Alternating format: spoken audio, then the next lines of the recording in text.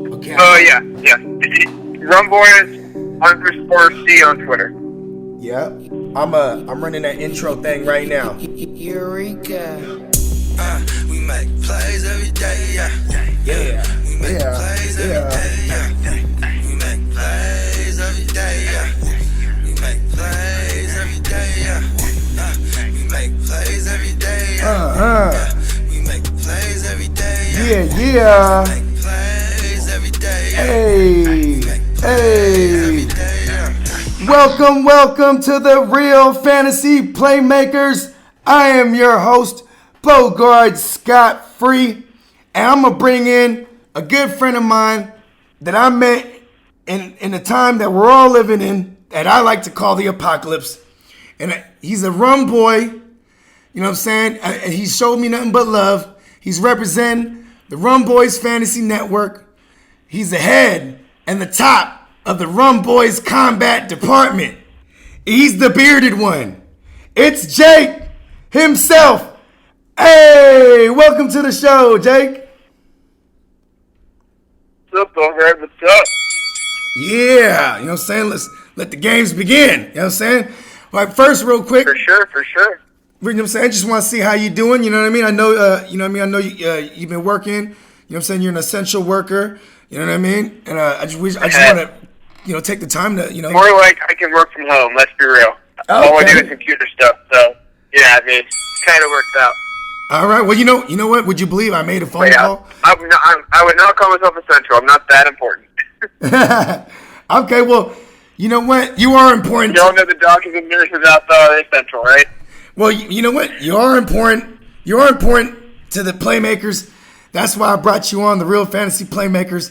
And you know what I'm saying? But before we get to everything, Jake, because I definitely, me personally, I want to get to know a little more. You know what I'm saying? This is kind of like a second date type of thing, right? You know what I mean? I got you to come on to the show. Well, first one was not on stream, but it could have been a good podcast for sure. Oh, yeah, you know what I mean? But see, I like speaking, I like to speak candid, you know what I mean? I know I'm the new guy in the crew, but, you know what I mean? I love getting to know, the coworkers, and I know you've been on, that company for a while. You're very respected by your peers, and I respect all you guys, man. I love what you guys are doing. I'm learning a ton, and I just love being a part of the team, you know what I mean? But yeah, well, with that said, we're going to handle some housekeeping. Follow us at the GMM Network on Twitter and on IG. Follow me at Bogard Scott Free World on the gram. You know what I'm saying? Make sure y'all hit subscribe, all that shit. Leave a comment, hit the notification bell, blase blah.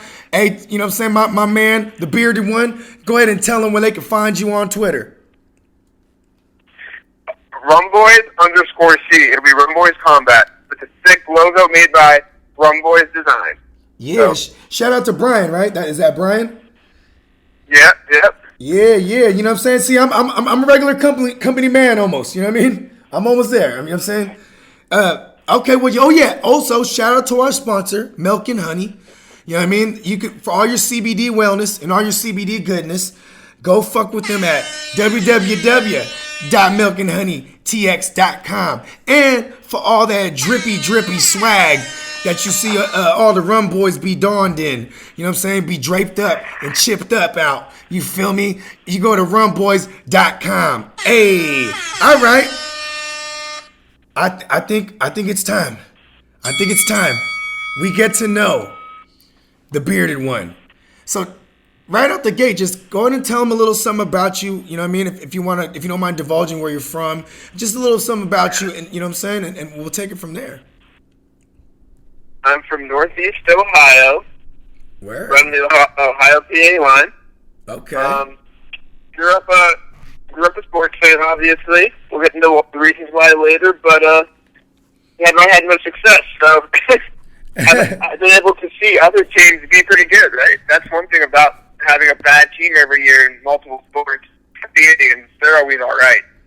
Like 80 to 85, 90 games, they're solid, but the other two teams, and I don't see a lot of primetime football for the Browns, so it's like, I get to see in the Kings play. That's nice.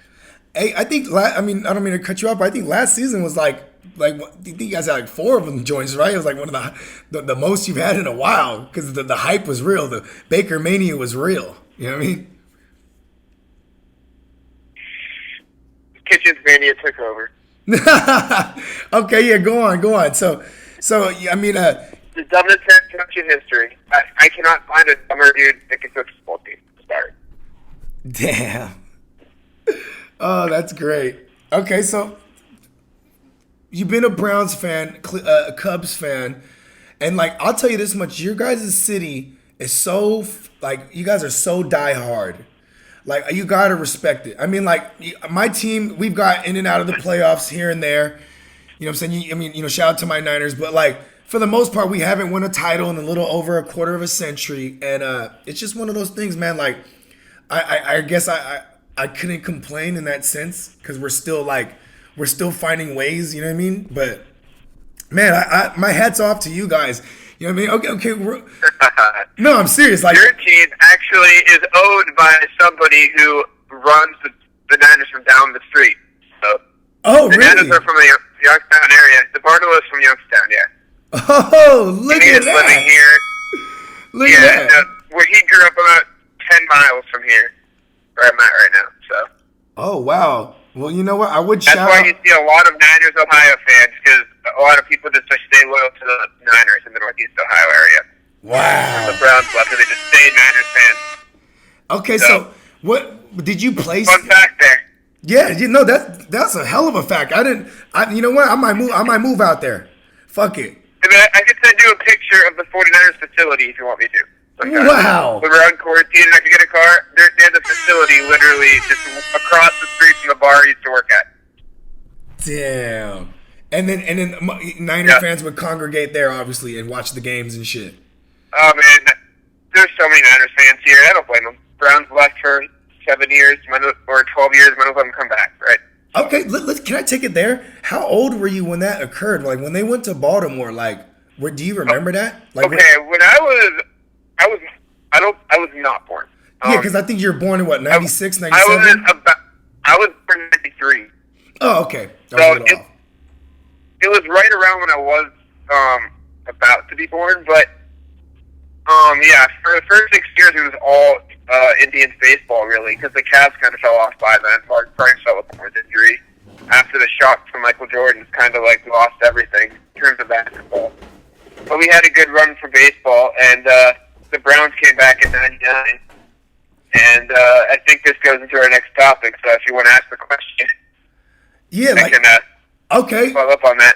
Okay, hold on. No, it's funny because I was captivated with what you were saying. I'm like, where are we at? I'm like, Yeah, I know the next question. I want you to give the viewers an idea of yeah, of okay. that, because Hold on, let me see gonna where be let me see where we're at. You know what I'm saying? We're with. Oh yeah. Okay, so you've obviously been a lifelong Browns fan, right? And then like, I know now you're a grown man, and you know, just before we get into more deeper in your Browns fandom, you know what I mean? Like, tell us a little bit about, like, you know, I know you do work for the government. You know what I'm saying? You did say, like, you know, you didn't want to act like you were, you know, saving the world. You said you still have to work, but you get to work from home. You know what I mean? Like, how's that like? You know what I mean? Like, does it make you work more diligent, you think? Or like, you know, or is it just like, this is just how you have to deal with it, and at least you're fortunate to still have your job right now? Well, it's better for me right now because I could work longer. I mean, I still wake up just as early, so it doesn't really matter. And it's less driving, and I usually have a mindset of I can get a project done in a day or multiple, and I kind of have endpoints. Yeah. So working more hours now just because I can, and it's like I don't really feel like it's work as much because I'm in my home desk, home area, home studio, so it's nice. But yeah, basically what I do right now is, if you give me a project, whether it's a contracting company, a politician, in this case, it's more of a medical project with COVID-19. Oh shit. I'm able to take the data from the spreadsheet into a point, polygon, or a line, and I can map it for you visually in an online app. Wow. With ArcGIS Online and Esri products. So if you like watch Bar Rescue and see all those fancy maps and those competition things, you know what I mean? Those shows that have like, oh, there's a bar here.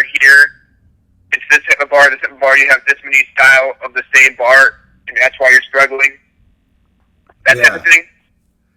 I kind of should do that. And right now it's a lot of just mapping all the COVID-19 cases in Ohio, PA, and West Virginia. Dang, so you So I'm mapping that actually... fatality. Oh, yeah. Wow. So that's crazy because it's like, I mean, we are Rumboyz, right? We are pirates, but so in this case, it's kind of like you have like the fucked up treasure map. Like, yeah. Wow. Yeah, it's interesting. So, yeah, it's pretty much just mapping percentage of the population who's getting this by county, from that tri-state area, mapping the fatality percentage of the people who do get it, and mapping the percentage of people who recover. Wow. And every day we're updating that. It's just about 250 some counties of data. We're just kind of plugging in from the first day, March 13th. So it's just a huge spreadsheet that we're constantly updating and making maps with. It's fun. Are you conscious? Obviously, you're conscious of where the areas are at, where these individuals are. Are you finding yourself curving these areas, like just avoiding them, like taking the long route home if there's a guy in this corner, or like, you know what I mean? Like, are you? I mean, do you feel? I don't drive much, but the fun fact of this is the county has 541 cases and 43 deaths. Wow. And it's So that's about, what's that? That's about 1/8? We have the most deaths in the state in this county. So, Oh, man. yeah, there's nowhere to go at that point. Yeah, it's pretty much on lockdown for a while. Ohio's opening up things pretty slowly, though.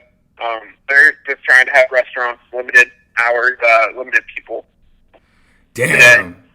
That's... But No, go no ahead. one's going out. I mean, Ohio shut themselves down. The restaurants actually, when they were allowed to be open before the shutdown, like the traffic was down like 75% for all businesses that weren't mandatory. Wow. No one was going out. So, Yeah, so there wasn't... I don't think anyone's going to go to these places anytime soon, regardless if it's open or not. Dang, that's nutty. Cause like I'm like, so it's basically there's still people out, but people aren't going into businesses as much. So it's like you're seeing people out, but at the same time, it's like a ghost town, like as far as businesses. Yeah, it's interesting. I've driven like 5 or 6 times, and there's nobody on the road. I'm like, that's interesting. There's a pretty dense population. So there's definitely no sporting goods stores where you'll see the brand new Browns uniforms hanging in the window. No, unfortunately not, because they're great. Oh, I love it. I was gonna say I love them because they remind me of like the old school type of the old school look. Like, you know, they got rid of the Cleveland off the chest and the Browns on the side, and you know what I mean. Like, and you know, and I think my only quarrel is that I just really wish they would put a brown stripe with like in on the helmet with like, you know, 2 white stripes going alongside the brown, and then the majority is still the orange. I always thought that would look badass. Yeah. Right? Just That add was a like little... the 2015. They had that. Oh, really? Now they're really back to the classic Browns look. And I'm okay with any Browns jersey that does not have orange numbers. Yeah, that's I can't true. stand the orange numbers, so. I had a Browns jersey back in the day because I had like some brown J's. I had like some brown and white J's, and like I want to say it was Garcia when he had his little time over there. You know what I mean, Jeff Garcia. Oh yeah, he was so old. He fell apart physically by that point. Yeah. Okay. He shouldn't have been playing. They paid him a veteran contract, and I don't blame him for playing those games and getting out of there when he could. So that was the first year the Bucks cut him. Yeah. Oh yeah. So you definitely would rock those things because I'm looking at them right now. I like these joints. Yeah, I love the white on brown with a white jersey and the brown pants. Yeah. Or I would like... That's my favorite one for sure. I definitely like the brown with the brown pants. You know what? You know what I think would be ill too is well, see, maybe I am because I actually like the color orange too. So I wouldn't mind like the all orange, but you know, but I'm assuming they would do that on the Color Rush one day. You know what I mean? Just everything orange and with some white numbers, looking like some goddamn orange sickles. You feel me? it's ironic because they kind of had something similar to that last year, and everyone hated it. But they hated it because they took away all the brown on the jersey. Yeah. So it was just a weird look. Yeah, you gotta have this browns. year, their color rush actually took out all the brown, took out all the white. It's all brown with orange numbers. So they actually got rid of the colors in the color rush.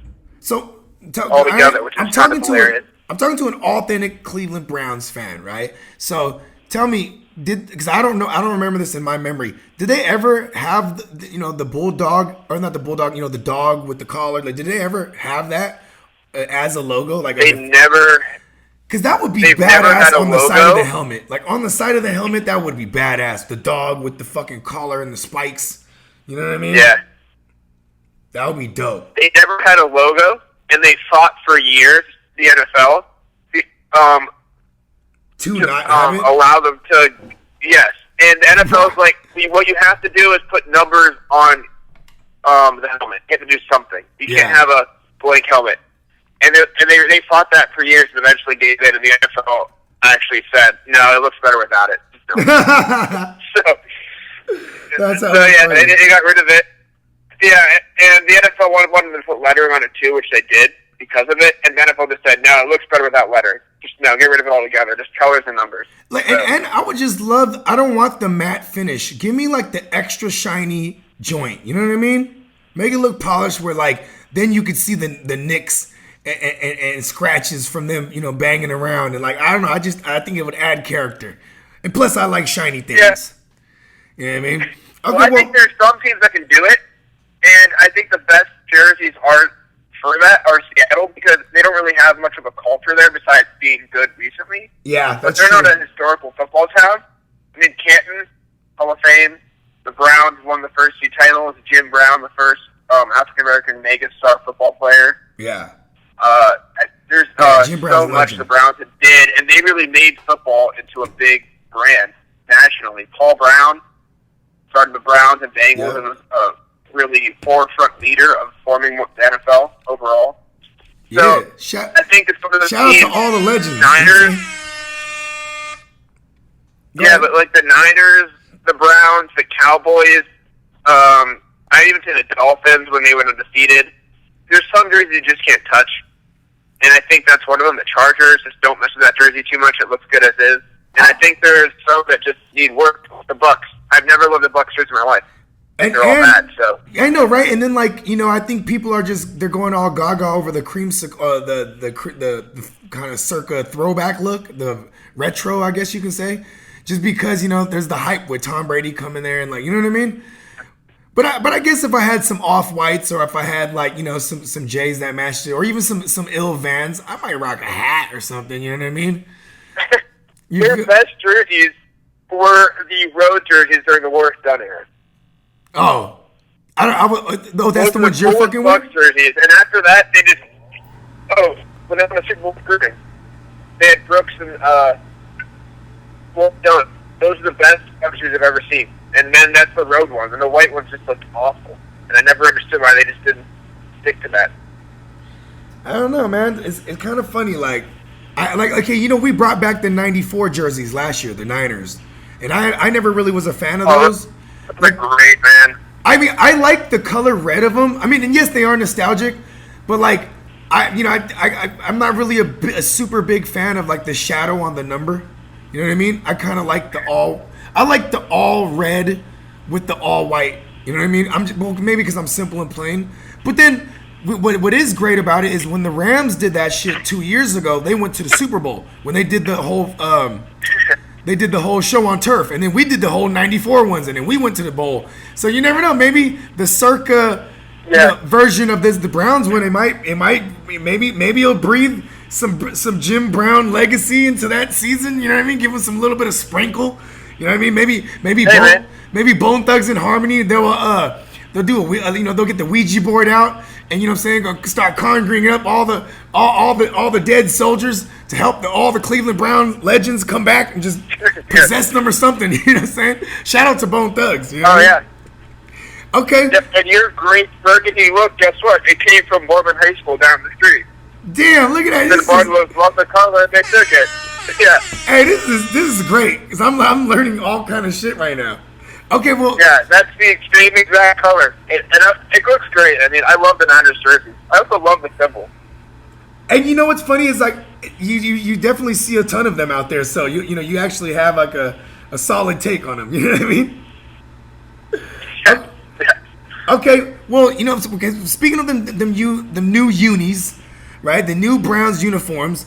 You know what I'm saying? It's basically looking like a new Browns team altogether. You got the addition of Kevin Stefanski, which I was really excited about, just because I think Kitchen's a bozo. You know what I mean? And like, he's gonna. I'm such Are a. you saying it's a bad thing No. to only run the ball twice in the second half of a football game? I always thought it was a good idea. I mean, I don't know, but Well, I mean that's definitely subjective to which side of the which side of the fence you're on. You know what I mean? I'd say. No, but okay. Well, what do you feel about the outlook for 2019? I mean, as far as you got your free agency acquisitions with Jack Conklin, he's gonna help solidify that line so Chubb can get them damn 25 touches on the ground a game that I'm predicting. You know what I'm saying? I'm not scared of no Kareem Hunt there. Matter of fact, I'm actually comparing Nick Chubb and Kareem Hunt to Madison and Cook, and they're Cook. He was never really affected as far as his touches, and so I love the outlook for Chubb. You know what I mean? You got Kevin Stefanski, like we said, he's going to run a lot of zone run. I love the young pieces on defense. Like, you low-key have, like, one of the most vicious front sevens if they can just get it together. You know what I mean? Like, I actually miss Greg Williams being there because I feel like he knew what to do with that personnel. You know what I mean? You got two young cornerbacks, in Ward and in, what's the old boy's name? There's Ward, and then there's Greedy, the greedy one, right? I mean, like, if he can tackle, I love him. I like him right now. The dude does not like to tackle. That's the one problem with him. Yeah, I think he has a little bit of Deion Sanders ism in him, where like he thinks he can just. I would love to have Deion Sanders in it. Well, man, I was gonna specify that because he doesn't like to tackle. Yeah. Okay, well, I mean, how do you feel about them? I mean, and do you feel like with this Odell Beckham Jr. like trade rumors, like, I mean, do you just want to get rid of him and see what this new regime can do without like headaches and maybe just get a fresh slate? Well, they are going to get rid of Odell sooner than later. Because if anything goes decently well and Baker's an average quarterback, they're going to pay him. That's how the league works, right? Yeah. So you cannot say Odell and Landry. One of them's gone. There's no doubt about that. For upcoming, I definitely think you should keep him, and I don't think there's any team who wants this contract right now. I don't think Odell's that valuable, to be honest. Me neither. I don't know how you feel about it. I don't love him as a player. I mean, he's had he played injured all last year, and he was given full coverage an entire game against Patrick Peterson and could not get open. An aging Patrick Peterson. Yeah, and Patrick Peterson was, if I remember correctly, he was dealing with like a mild calf strain. So it was like, that's the worst because if you're a quick twitch, corner or receiver, and or especially a cornerback in this sense where your receiver, he could break off in his route, and and like it was like, he was on him like glue. Okay, well, how about this? Is there any validity in Odell Beckham Jr.'s injury? Like, you think he was plagued by it all year, or do you think it was something that he's using as an excuse and he just got... I mean, it's hard to play with the hernia, dude. Really is. Right? I mean, I have a hernia. I would tell you. So he definitely was injured. But apparently he had it non-surgically repaired. I don't know how that works. So. Oh, you go to one of those special massage places. You know what I'm talking about? Quote unquote massage places. You know what I'm saying? He got that thing massaged out. You know what I mean? He got that thing injected with something. Those athletes get juiced up. There's no doubt to play football, and they should too. But overall, I like how the Browns are probably going to be more run heavy this year. They have to find an athletic left tackle in the draft, because one thing with that zone run system, oh yeah, you know better than anybody. Oh yeah. Who's the guard? Who's the guy that has to get out to the right and find that corner linebacker? Yep, and then bust that second level. You got to have that left tackle. Yep, You need to be able to move, get to the right side of the field, and find the body. How athletic is your Give your back center? a 'Cause chance. I feel the same way about the center as well. You know what I mean? Because Yeah, for sure. like, do you Our remember? center plays solid. Do you remember the Vikings last year? So when people were on Dalvin Cook, then he gets hurt. Then the next year he gets hurt again, or he played hurt all year and missed games. And then I was like, I love him in the second round. And then so I was making an argument, and I go, low key, what you guys are all missing is when they signed, they drafted that Bradbury, the center. And he was super athletic, and I was like, wow, he's gonna fit so well in that zone scheme. And like, boom, Dalvin Cook was the top 5. You know what I mean? And like, sometimes it's Our center's fine. We had issues last year at the left guard because injury. yeah. Shredder played injured all year. It was unfortunate. He's a good lineman. I do like him. I think he's worth keeping. Right now, I think we have 2 legit good linemen in Batonio and Yeah, I Conklin. like him. I don't know about Shredder just yet with the health issues and stuff. We need a left tackle, and I like Conklin at right tackle. I really don't think you should do a guy who is an all-pro at a new position. So I think he just knew that. He probably knew he wasn't going to get get the board. Take one. That's my policy. Take the best left tackle you can. Run to the right a lot. I like And that. the Browns are going to go for fantasy references. When you have a back like Nick Chubb who produced last year, and you are 19th in rushing attempts, despite actually being close in every game, pretty much besides the Titans game and the second Ravens game.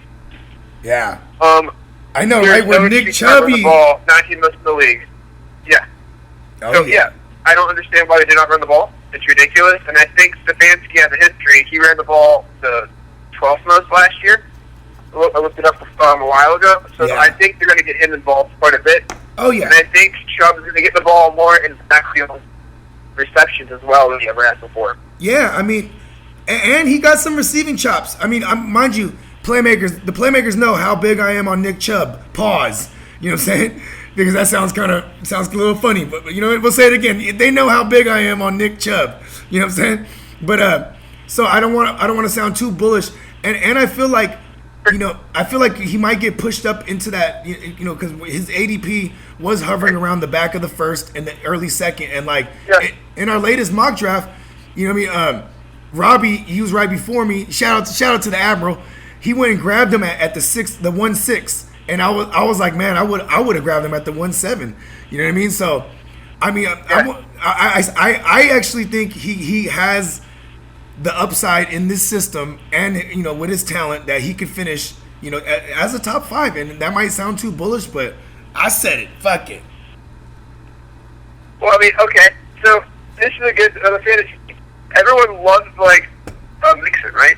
Yeah. He's not the best back in the division for fantasy. Everyone forgets Nick Chubb because the Browns are not good last year. Nick Chubb is a better fantasy football option than Mixon is by far, and people just like, I'm a Mixon truther. Okay, so you're thinking second round? Like, you act like he's the best back in the division when he is probably the second best, if not third, depending on how Lamar Jackson stops running the ball next year and hands it off more.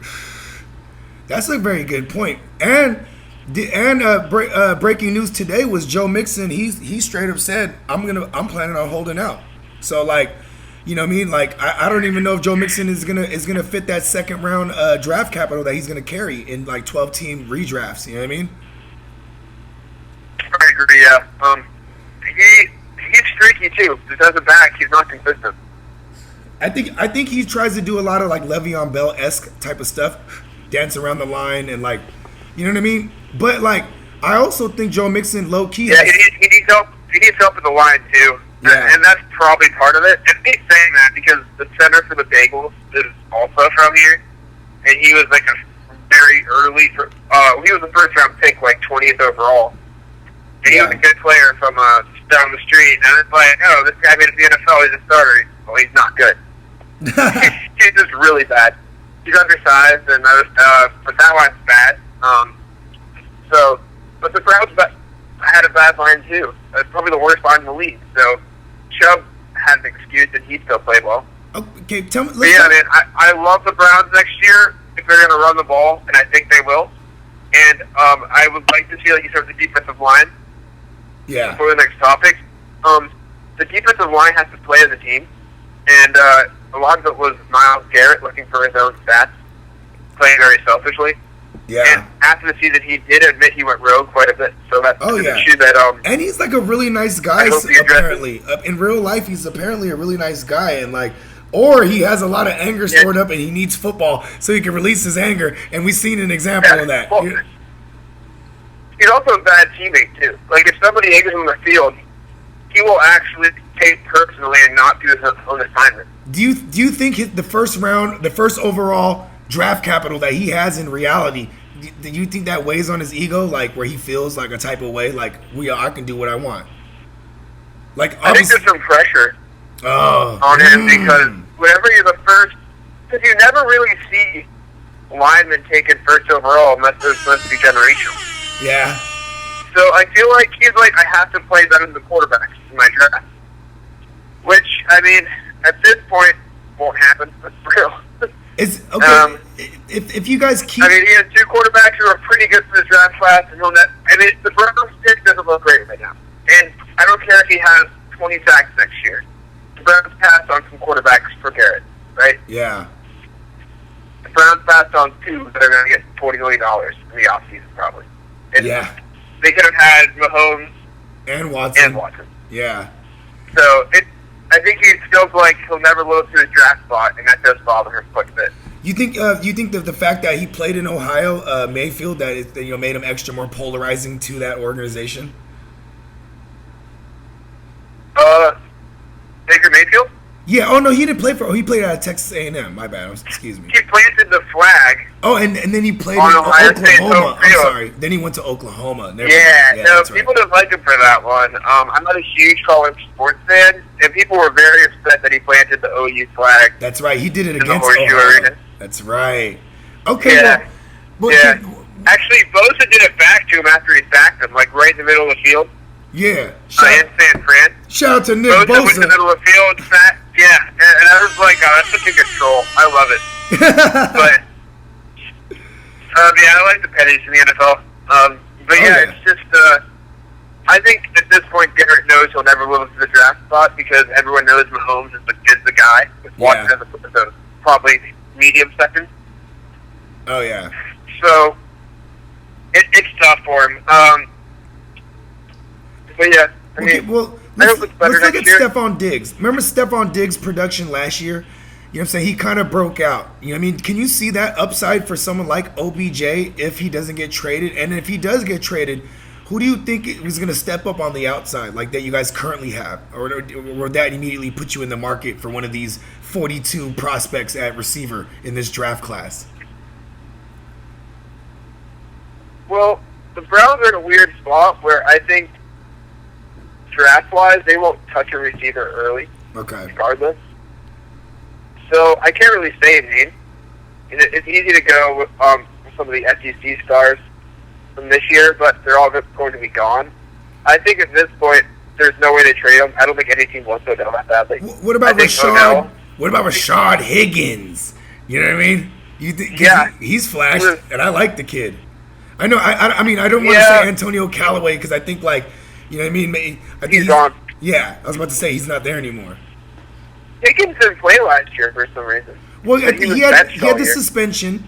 He had the suspension that was looming from the year before. I think was that. I forget. I forget what it was, but he definitely didn't get on the field. It was social media policy. Oh, that's right. He said he was healthy, and the team said he was not healthy. And the funny thing was, in my eyes, you're never going to be physically healthy to play. You're done. So they pretty much just said, don't go against their doctors. You're suspended. And they gave him one snap a game, just to make it worse. Yeah. So, this guy's still on the team, but he got benched. So they embarrassed him. So I don't think he wants to be back, and I don't blame him. Okay, well, speaking of fantasy, and this is a fantasy show, let's go ahead and fantasize a little bit, right? Is there how would you think the outlook of the Browns would be, from the time you're born to now, if they didn't go to Baltimore and they went ahead and kept Ozzy stayed around, and Bill Belichick stayed around, and like being the masterminds and the type of talent eye they have for players, or eye for talent. I'm sorry, it's a little dyslexic. You know what I'm saying? Tito's give me money. You know what I mean? But yeah, I mean, like, is that a crazy thing that people imagine out there in Cleveland? Like, do they talk about that in all these bad years? Like, well, we would have had Belichick still. Like, you know what I mean? Is that crazy?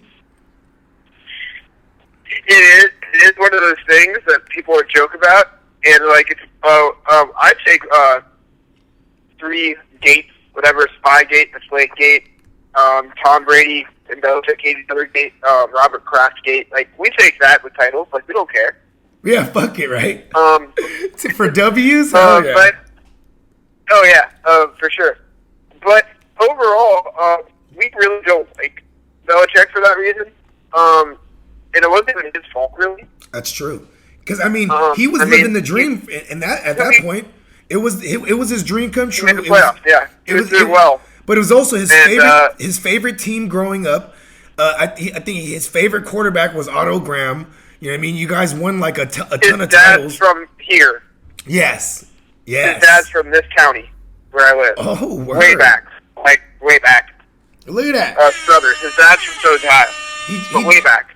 And he just loves, he loved the area. But he left there, and actually, Baltimore didn't want him back. Baltimore let him go.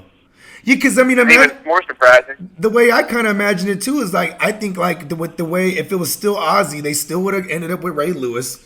You know what I mean? And like, you know, whatever quarterback, I guess, you know what I mean? If they still, you know, if they still, you know, would ended up with Brady or something. I mean, maybe it's foolish to fantasize that it would have been the same exact like success. It is, because the chances you get Brady and he's that good is, Belichick does not deserve credit for drafting Brady. He was 199, so. Yeah. A lot of people pass on Brady. Well, Belichick didn't find a gem. He drafted a guy that might make a roster, and he ended up being the greatest player of all time. Yeah, it turned into the diamond in the rough. Oh, yeah. You can't say you saw this guy if he's in that spot. If you knew he'd be this good or be a great quarterback, you'd have taken him 1-1. Or just first round easy. Okay. But yeah, we don't really dislike the people who were fired or forced to leave. We don't like Modell because he kind of pressured the city to raise taxes to help pay for a new stadium while he was leaving. Oh. And the year that he left, the Browns had the highest attendance in football. And when he was kind of demanding more money and support from the fans, it was like, dude, we support you enough, it's fine. But his business personally was doing very poorly. So he got a deal and a tax break to leave. And he left literally at midnight and didn't tell anybody. So, like a thief in the night. You know, that literally, there's actually quotes about that. Of people were saying that it felt like, he left and didn't tell anybody he was leaving. He was pressuring, and then he's like, we have to negotiate. And he made the choice right there the day before, actually. Well, we're boom. What is his name? That was Lydell, right? Or is it Liddell? What was his name? That was actually everyone's favorite person, Modell. Modell, yeah. We're booing that motherfucker. Boo that motherfucker. To this day, there's Browns fans still rooting his grave. Like, damn. Legit, like, they do not like the guy. They really don't like the guy. Somewhere in the world, Drew Carey's pissing on his grave.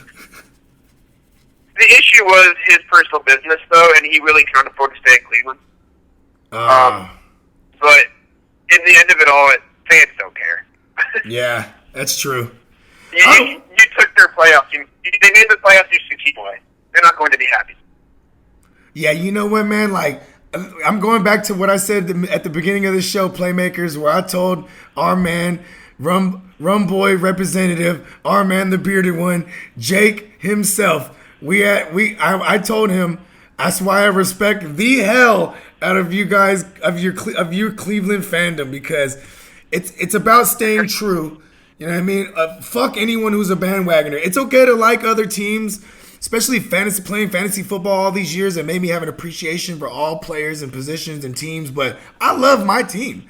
You know what I mean? So, and I respect the hell out of you for that. You know what I mean? You know what I'm saying? Jamaican horns. Yeah. Okay, well, like this is okay. There's one thing though. Okay, yeah. I have one reason we don't like Belichick. I just thought of it. Bernie Kosar. Oh, I remember. Also from Portland, Ohio, from the same. He went to the same school that the owner of the Niners did, the Bartolos. Of course. Family. So we have a lot of football history here. Yeah, Bernie Kosar is also from here. And he's like a Northeast Ohio guy, and rightfully so. Belichick cut him and said he's done. He's too old to play, and he was right. I mean, but fans has loved Bernie to the point where people were unhappy and never forgave him, and now they're like a year later, they understood because they saw him try to play football elsewhere for the Cowboys, I think. So that was a short-lived one, but everyone looks back and says, "Oh, it's what Belichick does." Well, the first one he did to was Bernie back in the '90s. Yeah. So they're like, he was right. I mean, so now it's like it's a Belichick move. But at first it was like, you can't cut this guy. But that's one reason. But I think people were over that pretty quick. Yeah. But yeah, other than that, we would have loved Belichick, man. We never argued. But he would have loved being there too. Like I feel like he, I seen a documentary even where there was like a bunch of coaches that were in the building with him, and everywhere they panned out, they all had success. Even like Nick Saban was in the building. I think Ozzie, the aforementioned Ozzie Newsome, you know what I mean? Who actually just retired, right? Couple seasons back. You know what I mean? Like, so there's a lot of his last draft, he took Lamar Jackson. Oh, that's right. So that was his going away pick. Yeah, he walked away with that one. And so. he has an affinity for tight ends, and so he went ahead and got all the tight ends like Hayden Hurst, Mark Andrews. He's like, I'm gonna hit on one of these guys. You know what I'm saying? Leave my mark. Yeah. Okay. Well, shit. You know what? I think it's time. Like I did mention, this is a fantasy show. And we also did mention you are head of Rumboyz Combat, and I mean I didn't want to bring it up because I know it's a painful spot, and it does strike a nerve that we don't have any fight sports right now. So I went ahead and thought of a segment that I like to call Fantasy Fights, where I was just gonna go ahead and take fighters, and I was gonna put them in scenarios. And not even just fighters, just in general. I was going to take some fight, and I wanted to just throw them your way and see and pick your brain. You know what I mean? So we'll start around the gate. I got one for you. It's Muhammad Ali in his prime, right? Versus Anderson Silva in his prime. We're talking bare gloves, anything goes, but we'll make it in a cage the shape of a square circled ring. So instead of ropes, we got a cage. You know what I mean? Okay, so I'm assuming takedowns are allowed, but again, Silva didn't do that, so it doesn't really matter here. Yeah. But if he was fighting Ali, he would take him down and probably finish the fight pretty quick because he was a black belt. Ooh. In BJJ. Oh, but okay. He wouldn't do that. He never fought that way. He was a striker. Never fought that way. He was a flashy striker. Yeah. He's like he was like pre-Izzy Adesanya. Like he was like the cool guy to watch fight. Yeah, so I'm not going to take that into account. If you're taking kicks into account, you have to take Silva. And I'm assuming that you're letting Silva fight at a comfortable. Ali fought at what 215. You're going to let Silva fight at that 200. Yeah, he was a welter, right? He was like he was 185. Yeah, I was about to say. Okay. So last fight that he was like 205. He didn't have to cut weight and could be like full force, like let him walk in at 215, 220. You have to take Silva with the kicks, man. I mean, Ali bobbing his head back or just like matrixing something would literally be a leg kick. He gets to the ground at that point. Well, because I mean, but boxing clearly, man, Ali would piece him up within 3 rounds. No yeah, doubt. I was gonna say because I know like they're both great counter fighters. We've seen Silva, approach his opponents with his hands down and wait for them to strike, and he'll counter them. And then we've seen float like a butterfly, sting like a bee. He'll be Ali will be dancing around, and he could do the same thing. He might come in with a wild kick, and then Ali would counter him. You know what I mean? Or like maybe here's the thing. Yeah. Ali check a leg kick. I'm not sure. Ooh, I'm not sure Ali would know how to deal because to counter a leg kick, you got to check to take the leg kick and land power on top of it. That's why you see a lot of fights ended when a guy throws a hard leg kick. Those people who like land a shot and then go for the hammer fist just to end the fight. I mean, look at their calf the next day when they take that calf kick. That's a full force landing calf kick. You don't really check it. You're just taking it to go for the knockout. So it still hurts them. Did Ali take a full force kick from Silva? I'm not so sure. I think he would probably go down pretty quick.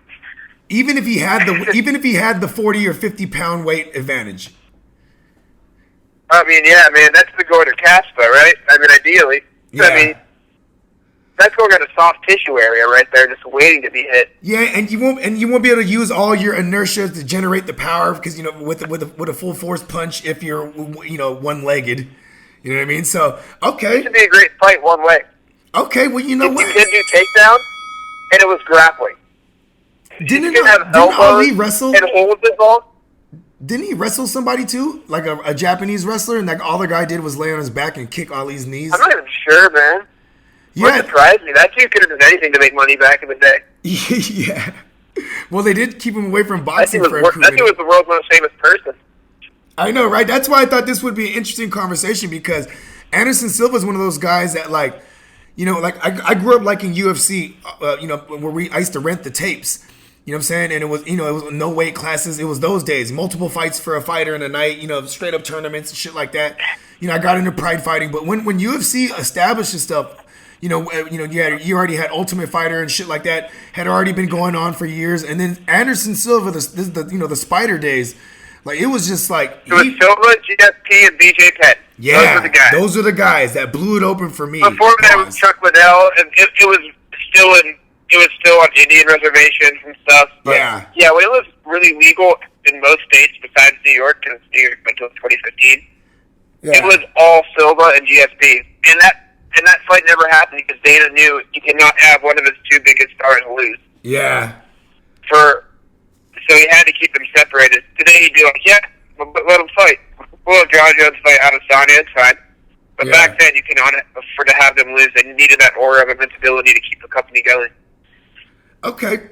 Well, you know what? I almost got to agree with you on that one, but it's kind of hard to go against the most famous man. Like you said, he's one of the most polarizing figures.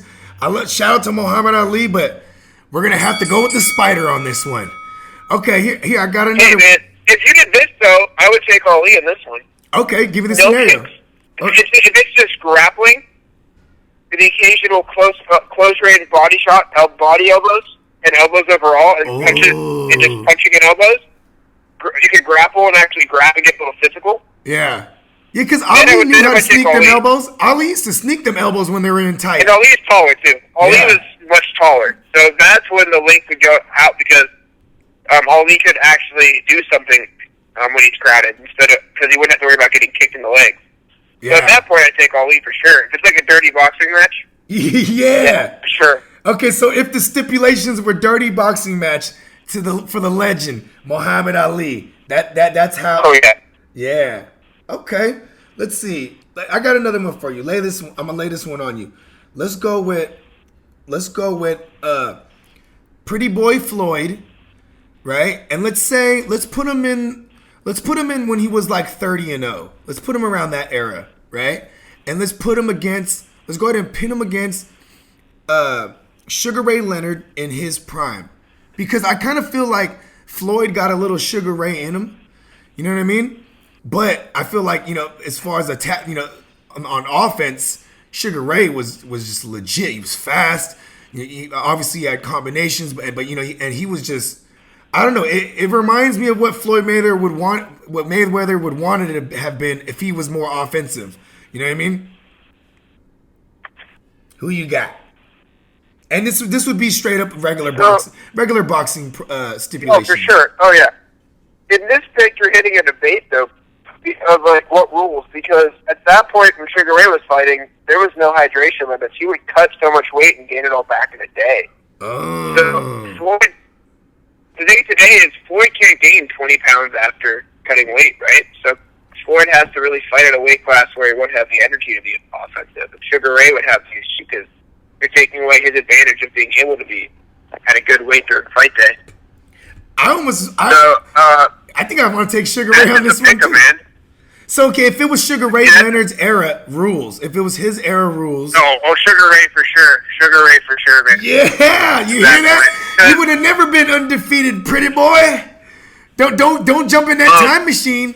You jump in that time machine, Sugar Ray. He's waiting. You know what I mean? Yeah, Sugar Ray mastered that era and style of fighting. Right? And at that point in time, I don't think with Floyd's style, and I'm assuming Floyd's going to fight the same way. I don't think him being ballooned up an extra 10, 15 pounds would help him at that point. Sugar Ray would definitely hurt him. Yeah, because I think he'll lose a little bit of his speed. You know what I mean? Okay, well. Yeah, and also, you got to get hit more too, because you're fighting a dude that's actually properly hydrated. Because those boxers today go in way under hydrated. Oh, yeah. It's ridiculous. No, you ain't lying. I mean, they're probably 170 naturally, and they walk in, weigh in at like 147, and they can only really gain up to like 5 pounds after that. So they're really walking in like 18 pounds underweight. It's pretty gross when you think about it. You're taking hits to the brain while you're not even hydrated. It's not great today, but. Damn, it was a dirty game. I mean, it is like it has evolved into a dirty game. In that sense, like if you're able to manipulate the hydration process and master it, you could have an edge on the next man. In this day and age, in this era. You know what I mean? Oh, for sure, yeah. But back then, man, those guys weighed in at that weight, and then they came in a good 20, 25 pounds heavier the next day. Okay, now we're gonna stick on Floyd Mayweather, and I want to put Floyd, in the height of this era. You know what I'm saying, when he was undefeated, and then now he was starting to pick and choose his fights because he was scared of his record, and he avoided my man Manny Pacquiao. And I've told you about this, that I am Filipino. You know what I'm saying? I got a lot of Spanish in me, but both my parents predominantly Filipino. I am like 12%, South British. You know what I'm saying? So I am a straight up mutt. But in my history, the only champion coming out of the Philippines in anything that was world renowned was Manny Pacquiao, and he seemed to have no problem jumping up and down in weight class, right? And he's living in this day and age where they have to, with all the dehydration and shit like that. But there's a lot of speculation that he was on steroids, but we didn't care as Filipinos because we had us one. You know what I mean? We had the Pac-Man. You know what I'm saying? Hit him up. I'd play Tupac songs. We throw fat parties. You know what I mean? And I would never bet against him. Matter of fact, I wouldn't even bet on him because he wouldn't win no money. Because the odds, you'd have to bet $100 just to win $10 and shit. It was stupid. You know what I mean? But it was a hell of a time for me. And we always wanted him to fight Mayweather. And when we finally got that shit, it was on some bullshit. It was when it was just about making money, and he was willing to take the fight. Mayweather was because Floyd Pacquiao hadn't boxed for real in a couple years. He already had been a politician, etc. Then he comes back, and I feel like Pacquiao, he did tag him up a little bit, and we've seen Floyd go untouched. So now tell me, if they were to fight in that era, steroid-induced Pac-Man, and he was able to bamboozle the test like he always did, and he went up in there and fought Floyd, you think Floyd would still be undefeated, or you think Manny Pacquiao would have caught that L regardless? So the thing about the whole steroid thing with Pacquiao, if he used anything, it was TRT. Yeah, testosterone. That dude was not taking anything to gain weight. Yeah. But he was still jumping up. He was still jumping up and down in weight class and no problem. Oh yeah. You know what I mean? I think about 3 years before that fight happened, maybe 4, I really think Pacquiao would have won that fight. Yes! I'm very convinced of that. Extremely convinced of that.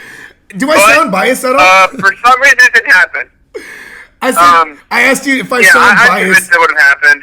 Bro, I asked you if I sound I'm biased. biased too because I don't like Floyd. By the way, I don't love Floyd. But as a also, fighter. like, I actually, even when I sent you the show sheet, I wrote like steroid-induced Manny Pacquiao. Like I didn't care. You know what I mean? I don't think. I think he was clean, man. I think he was clean. I really do. I like your version Especially, better.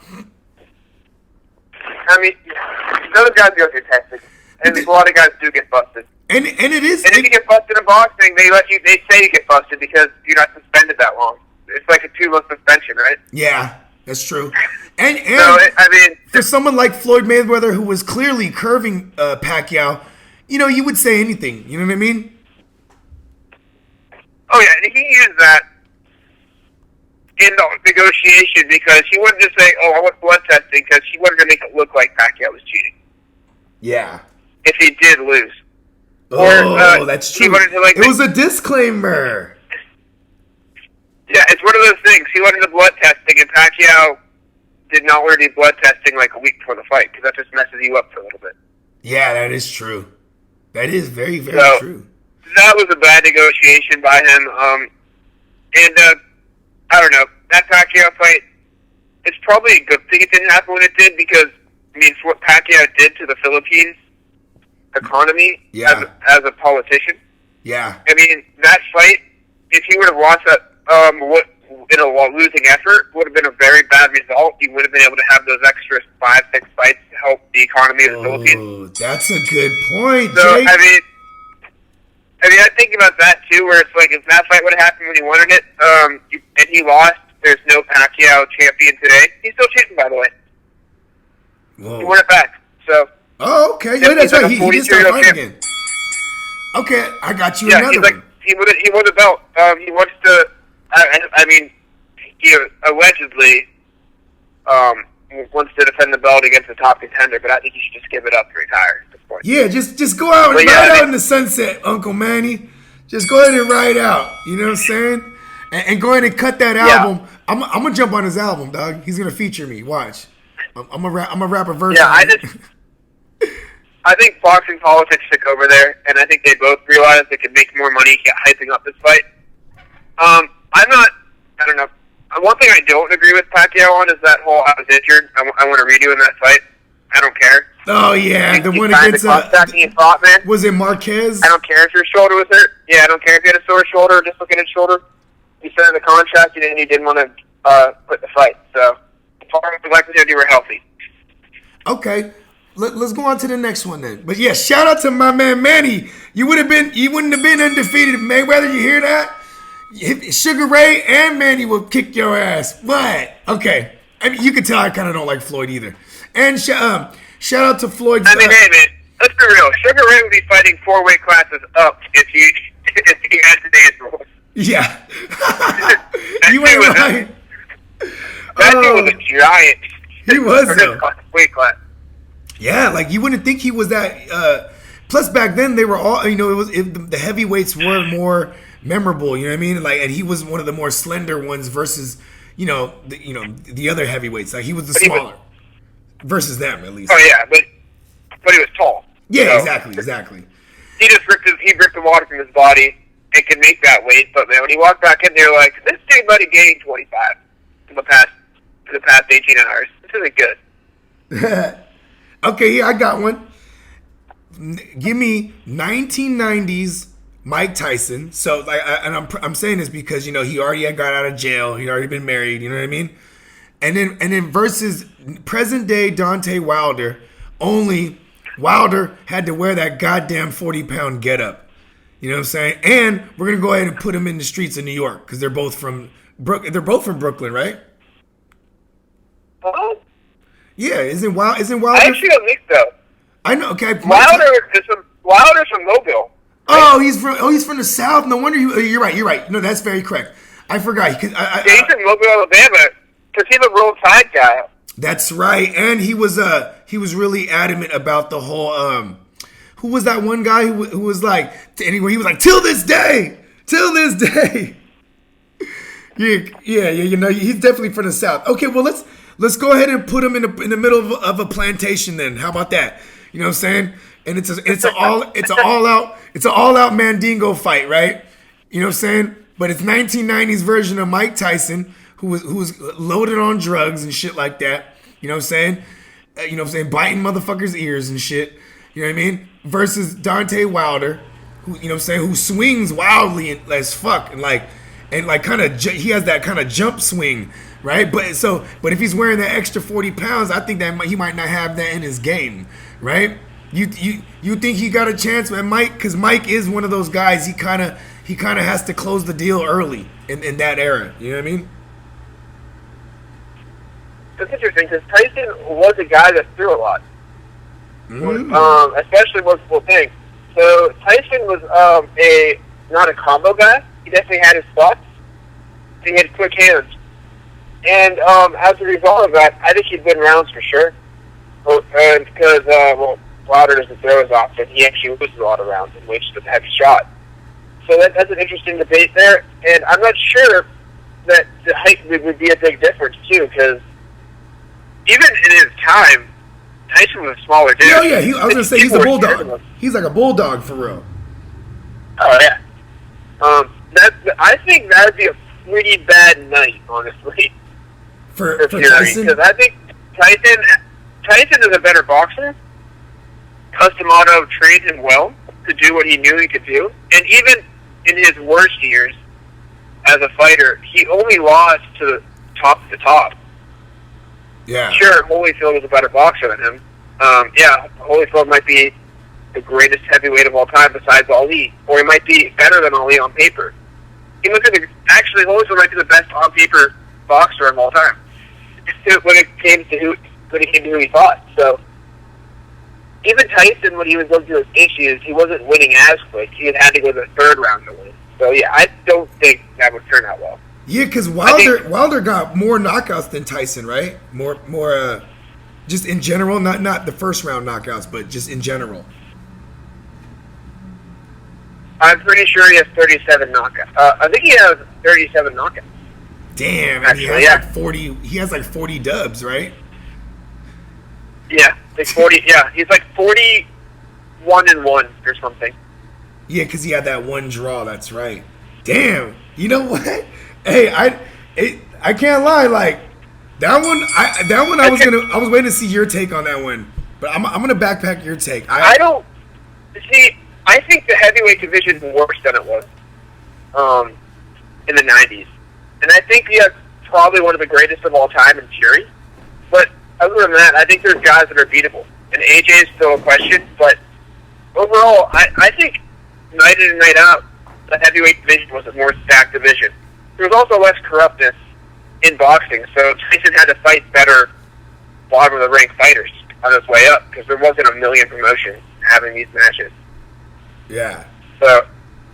Okay, well, you know what? We're going ahead and we're giving that joint to Wilder, wearing the 40-pound getup even.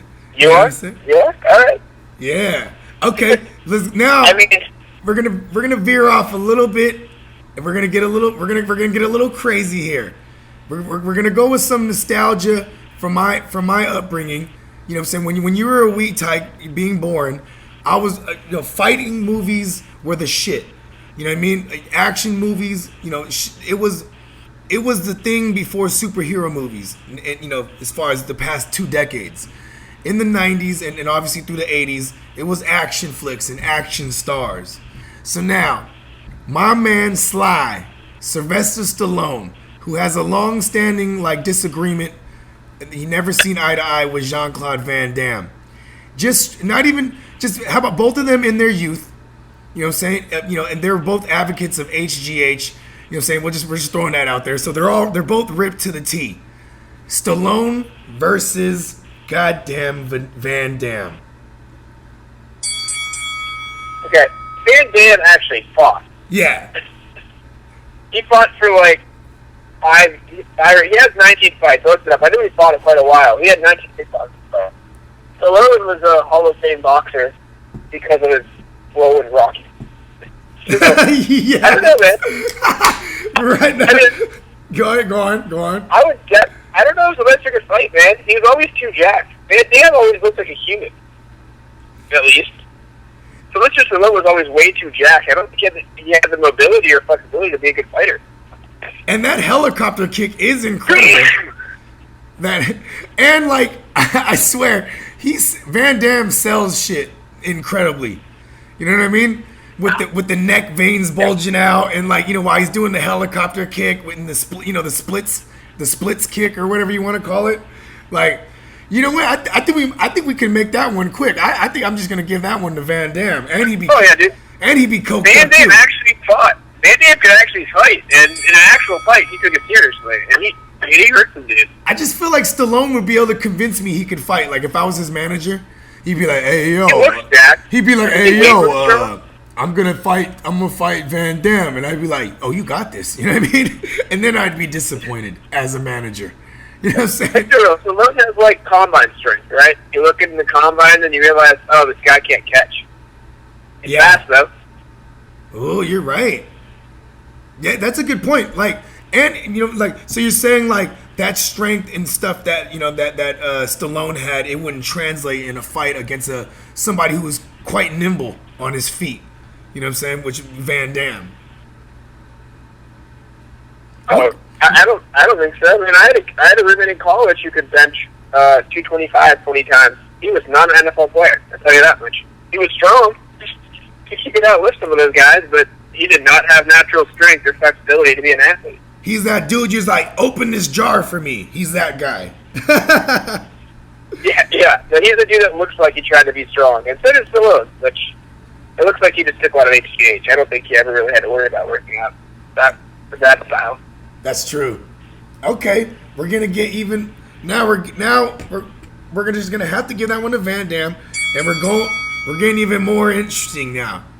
Now we're gonna take it to a little bit of my childhood, kind of versus yours. Even though I did also grow up in this era, and I was still young enough where like I did fuck with Power Rangers, but my Ninja Turtles versus Power Rangers. Oh, and I'm just assuming that you were on the side of fence of Power Rangers when you were growing up because they were quite popular. Both were, dude. Very popular. The movie was huge for Ninja Turtles. That is true. I forgot. Ninja Turtles had so many revamps. You're right. Oh, yeah. So, here's the thing. I actually have a very detailed write-up about this, ironically. So, the Power Rangers' long-range weapons would not really be effective because the Turtles worked in the sewers and then making it to where they needed to. So those weapons were useless if they found where they were and Splinter's like, go up right now. So your laser blasters mean nothing. And then you take the account of they have Megazords. Well, what does that do? Go back to the sewers. Right? And wait till they're done. Donatello? Close-range combat, I'm taking Michelangelo over the Red Ranger any day. So. Oh, I like that. I mean, come on. Think about Donatello too. That's their central intelligence right there. He'd be able to he'd be able to find a way to tap into the Zord's, power system and shut that thing down or some shit. You know what I mean? Oh, for sure. Yeah, hey, it's one of those things, man. I Power like Rangers that. fight in like these space type settings. So and they could take a space sewers. There's no chance. The Power Rangers are used to having these weapons they could use. You can't use that anywhere in a city. You know, I just realized too. It's like they're all it's guerrilla warfare, man. And they're all teenagers too. But I'll give the Power Rangers. They're all teenagers as well, right? But I'll give it to the Turtles, just because they've been training since they got out that ooze. You know what I'm saying? Or whichever origin story you buy into, whether it's them being aliens or my era was. They got mixed up in that secret ooze, and the scientists dropped it down the sewer accidentally. Yeah, and then motherfuckers, you know what I'm saying? Then you had a rat named Splinter who was just new ninjutsu supposedly. You know what I'm saying? And laced them up. You know what I mean? Yeah, you know what? I'll give it to the Turtles and who knows? The Turtles might be teenagers, right? But maybe, Turtles, they've been known to live like 200 years. So maybe it's like the reverse thing with dogs, where dogs are 7 years to human years. So they might have been around for 50, 60 years, but they're still considered teenagers as far as their mental development goes. So maybe these Ninja Turtles have been training for years on years on years. And then they get these guys that just say it's morphin' time. You know what I'm saying? Okay, but in this Power Rangers, are we including the Green Ranger? Is he there yet, or is it just the 5-on-4? Because then, you know what I'm saying? There was the Green Ranger and the White Ranger in the same one, I recall. Yeah, and it was the same character, too. He just transformed into the next one. Yeah. Yeah. His name was Leo, actually, I recall. Ironically. No, I think his name was Tommy. But, I think his name was Tommy. Was it? Yeah, okay, remember? it was, yeah. Tommy. Leo was the Red Ranger. Yeah. See ya! You know, like, oh, you know what? But yeah, and the Turtles actually did block lasers with their swords somehow, or their weapons. I don't know how they did it, but they do have futuristic technology to defend against, and they are successful. I don't know how. Well, they got Donatello, bro. He spent time in the Silicon Valley sewers, bro. He was learning things. You know what I'm saying? He got tech. Exactly. So, yeah, Turtles easy there, man. Especially because the Turtles would know where their advantages are. There's no doubt. They wouldn't go in the open. Hey, when I was bouncing these ideas off to, I was bouncing them off Robbie, and he was like, "Oh, hands down, it's Power Rangers, bro." But then I remembered how much of a Power Ranger truther he is, and he's like, "Bro, the Green Ranger, bro." He's like, he'll take him out all by himself. He's so powerful. And then, like, you know, I got to thinking, I was like, you know, he might got something there, but you know what? That this is what makes you the head of Rumboyz combat division. You know what I mean? The nerd. This makes you the nerd of everything. I love it though. So do I. I love it. I think that's why I get along with him so well. Okay, all right. I thought about this before too. Like these matches all the time. I love it because when I text I love you, anime, so I always debate in my head. You were legit taking notes on this. How when I text you, you're like, "Oh yeah, I got it, bro. I'm taking notes." I was like, "Oh, he's going to work." I was like, "I love it." You know what I mean? Okay, now we're gonna get even more. Now we're gonna get back. We're gonna go back to the action stars. In this case, we're gonna go to Asia's beloved action stars, and I want to hit you off with Jackie Chan versus Jet Li. This one might scream no brainer, but I can make a case for both. So let me hear what you got. So Jackie Chan is actually trained in combative martial arts. Exactly. He never used it. Jet Li has said multiple times he has never learned an attack that would work that he actually could throw at a human. Was he training as a monk? Is that true that he trained as a monk before he became when he was like from a child, or is that just urban legend? I'm not sure. I know he trained all the cool stuff, and I knew he could do the cool things that movies liked at the time. But he has said that he never actually trained like how to use his abilities on a person. So it would not be a good matchup for him. And I just don't. Man, he's never hit a person before. He never did. Never you know what I would love? I would love them to Jackie fight. Chan actually fought. He competed. Yeah, I mean, bro. It wasn't great, but.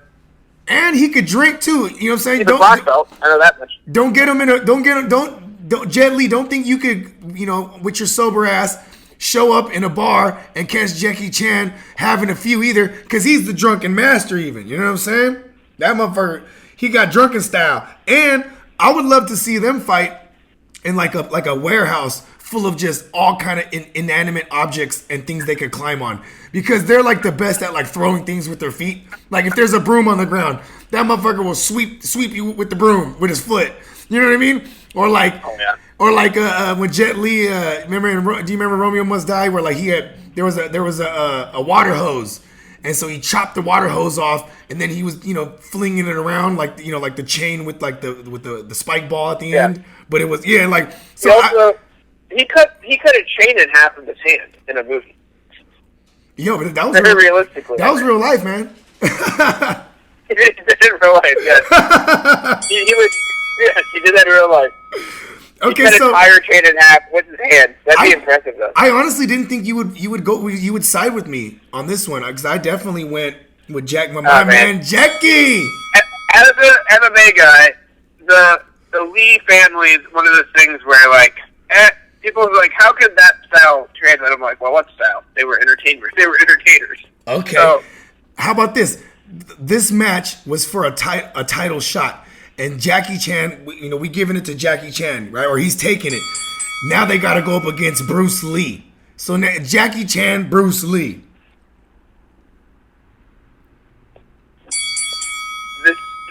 Bruce Lee actually did compete one fight, and he lost horribly. They broke his back, right? Yeah. He lost horribly. It was bad. He tried to throw a kick, got caught, and just... Are we going Jackie again? I think I have to. He can be just as bad, but, you know, I don't have a sample size of him getting his career ended. Whoa, hey, Playmakers, I love this. In 10 seconds on the internet. I love that. I love that call. Jackie Chan. I really don't have a sample size of him failing miserably. He probably would as well. I mean, I don't know what he'd fight at. And Bruce Lee. There's a weight class small enough for him, but Bruce Lee legit lost to his demons too. So you know what I mean? Like he spent his whole time fighting those demons. You know what I mean? Yeah, he couldn't hit a shadow. Okay, all right. Okay, we're gonna move on to the next one. So this one's kind of funny to me because it's two guys they made careers on, like, you know what I'm saying, the back. One made it on saying he was good at something, Aikido, and the other guy actually competed. So maybe with what you've been saying, I think you might lean towards that guy. But give me Steven Seagal versus Chuck Norris.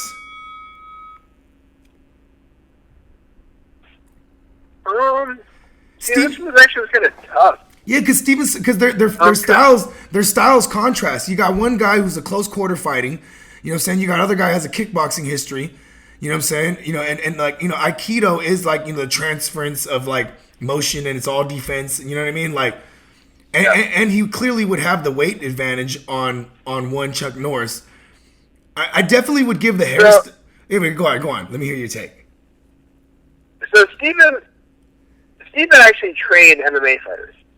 Oh, word. See, I didn't know. His knowledge. I'm learning. He trained. He was Anderson Silva's trainer. Wow, I wasn't aware of that. For a period of time. So maybe a celebrity trainer. I don't know. Oh my God, I do remember something. I don't mean to cut you off, but I do remember. Remember, he even spent like a week with Silva and teaching him that front kick, and then Silva went on to knock the dude out with said front kick. Yes. Oh, I'm sorry, Chuck Norris. So, I'm sorry, Texas Ranger. He knows the sport. So I'd have to go with that. And again, I think Chuck Norris might be one of those, I'm just really ripped. I'm too ripped to actually be able to react and move quick enough, because he has a lot of mass to move pretty quick. And he probably can't cover. He probably can't actually cover a full guard because he's so jacked.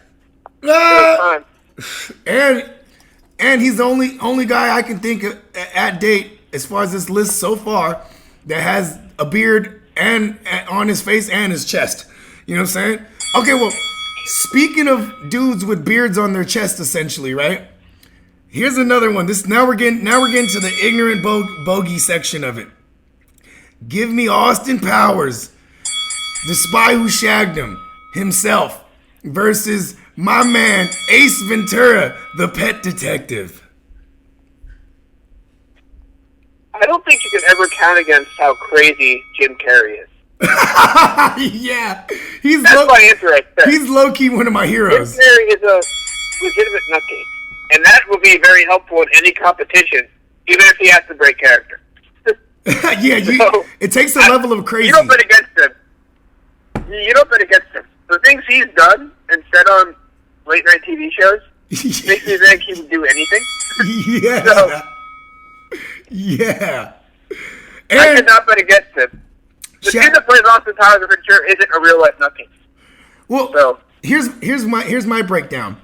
Is one, Jim Carrey, he is a pet detective, so he would be doing his research first on how to locate one Austin Powers, whether he was, and Austin Powers was a time traveler.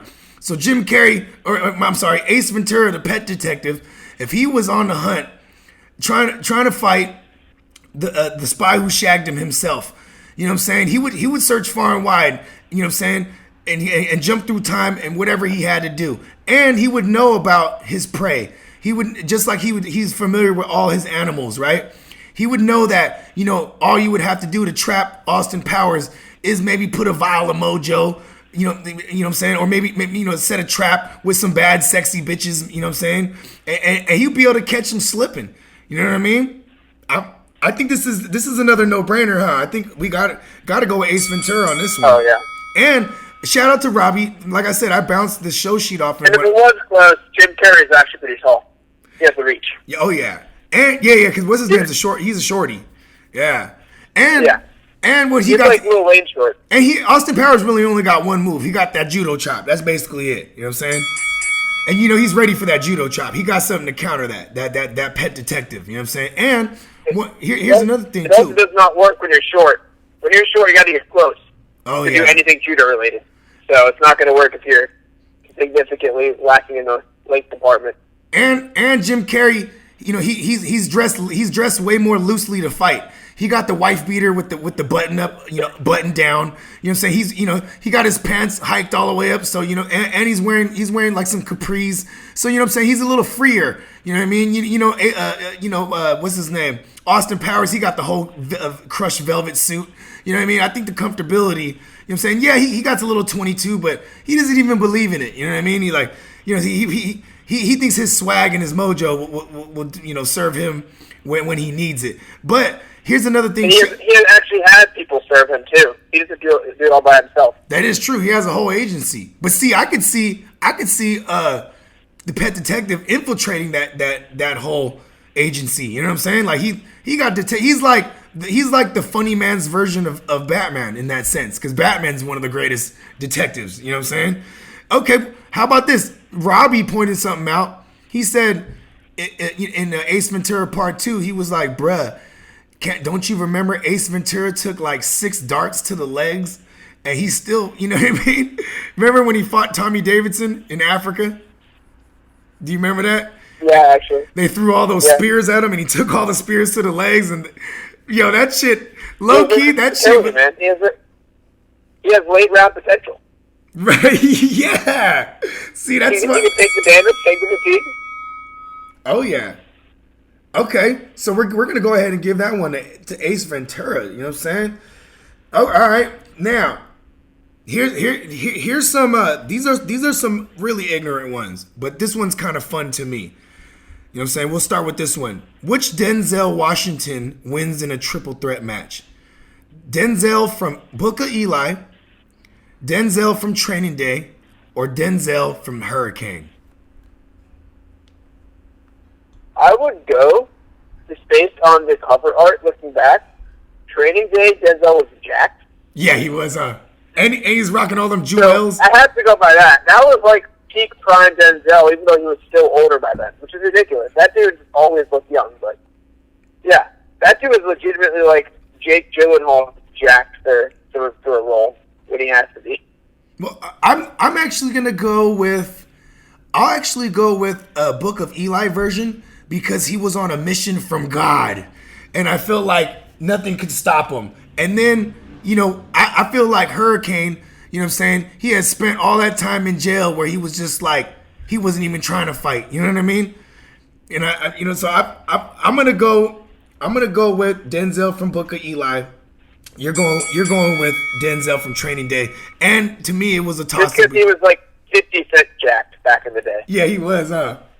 He was hanging with still. that cover art, it had to be edited partially, but he was pretty jacked. Not gonna lie. Yeah. Okay. That was like in the loose baggy suit era, so he couldn't even use it either. That was is like true. when everyone wore like. So you couldn't even tell how jacked he was back then. Okay, how about my next one? It's another triple threat. This one's funny to me because when I thought of the Denzel one, I first of all, side note, I kind of consider Denzel Washington one of the greatest monotone actors. Now, hear me out when I say monotone actor, where it doesn't mean he doesn't have a skill set at acting, but he kind of finds a way to make every role the same. You know what I mean? And for sure. And I think he's a great example of a monotone actor, Denzel Washington. Now, this next triple threat match is a perfect example of a monotone actor who I think is a poor monotone actor, where he's definitely the same guy in everything. In this case, it's Keanu Reeves. Which Keanu Reeves wins it? Keanu Reeves in The Matrix, where he's like, I'm the one, right? Or Keanu Reeves in Point Break, where he's like, I'm Johnny Utah, right? Or Keanu Reeves, what was my third one? Hold on, where's my list? Do you remember the third one? Let me get the list. Let's see. Because there was the Neo. There was Neo. Damn, where the fuck is my list? Yeah, I was on a roll without using the list. This is the first time I'm going to the list, and I think I'm pretty good in order, right? Let's see. It's a new one he was in. Oh yeah, John Wick. That's right. I found the list. Yeah, I can't believe I forgot that one. Yeah, so John Wick. Where he doesn't even say a word. Where that was probably the most perfect role for him. They're like, listen, you don't have to say anything because you sound the same in every fucking role. You know what I mean? You just got all these guns and shit and skill set as a hitman. So John Wick versus Neo, who could basically download any skill set he wanted, right? You know what I'm saying? And he'd probably be able to, dodge a lot of these bullets, right? You know what I'm saying? Depending on the setting they're fighting. But let's put him in the Matrix, right? Let's put him in the Matrix, right? So you got Johnny Utah, who's probably he's clearly the underdog. He would probably be the best payout, obviously, but he would probably just be in the way of John Wick and Neo. But so there's two-part questions: who do you think will win, and is there an upset with Johnny Utah? I mean, I've seen him run on the sand. If that helps at all. So Neo fought in all areas. And Neo avoided many agents strikes at the same time. That's true. So I have to go with that combat department, man. Like, there is no way. And he actually was so strong and became the master of that, where he actually controlled the surroundings at one point.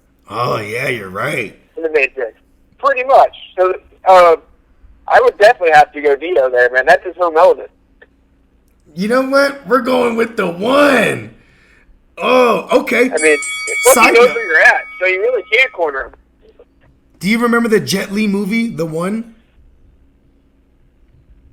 I do. I didn't see it, but I know the name. So. We're like, in that movie, the concept was there was like 50 different versions of Earth, and they were all in their own dimension. And like Jet Li was jumping from every dimension, killing the other version of him, because there was 50 versions.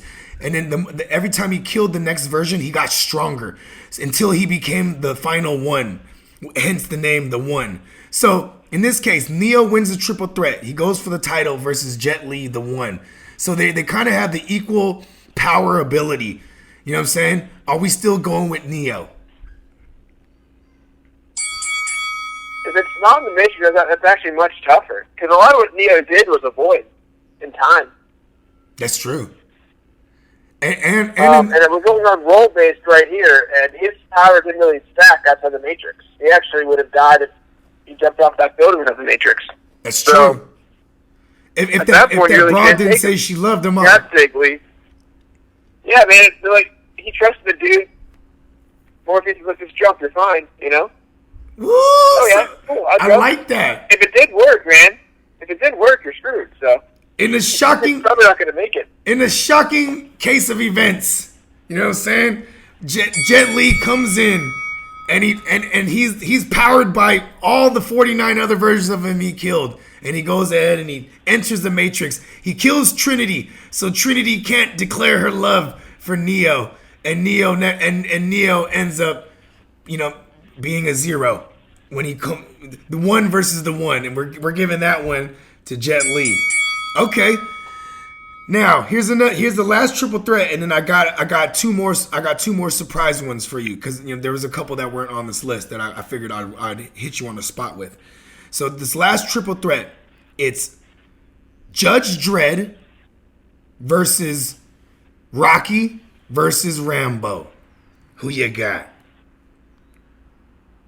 Okay, so I'm going to make a reference here. I think Rocky and Dredd are kind of the typical protagonist. Rambo's just kind of like the killer. You're right, huh? He has a screw loose. Yeah, I mean, that's he has that special. It's very helpful in combat, especially when you have guns and you don't really care who you're killing at that point. And I've seen Rambo rip a man's jugular out with his bare hands.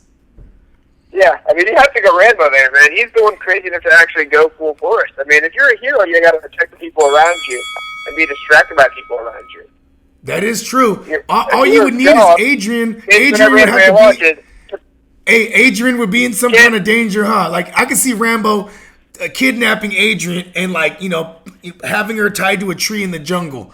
You know what I'm saying? And Judge Dredd, you know what I'm saying? He might be, I could see Rambo just lighting parts of the fire, parts of the jungle on fire, Oh, yeah. and just waiting. Yeah, it'd be straight There's guerrilla no one to warfare. protect. Oh yeah.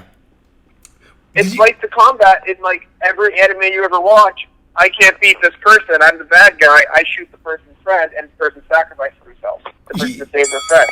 When they shouldn't. Yeah, and It's a typical approach. Rambo would do that. And Rambo spent a lot of time in Asia, where Japanese anime originated from. So Rambo's very aware. Like, listen, I know what they're gonna try to do.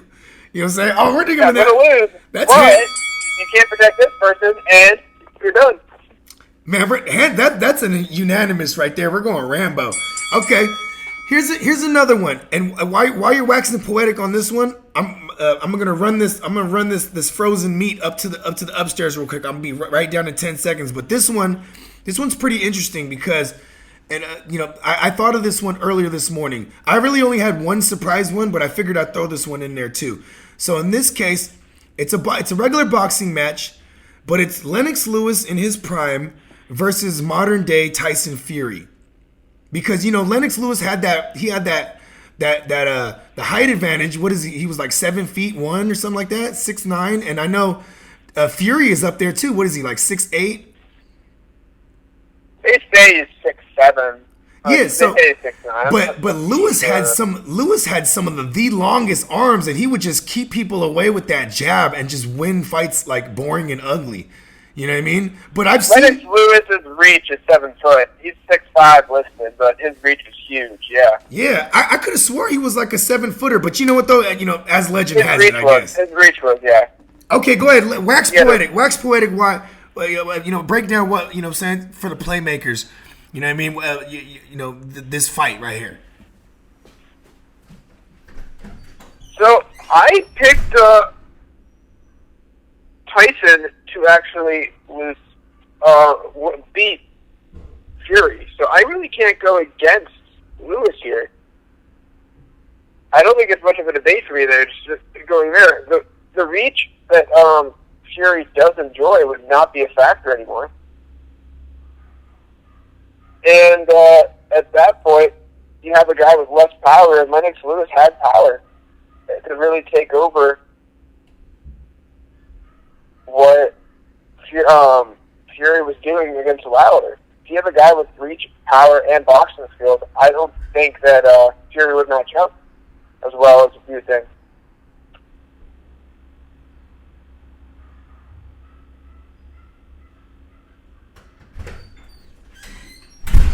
Okay, I'm back. Sorry about that.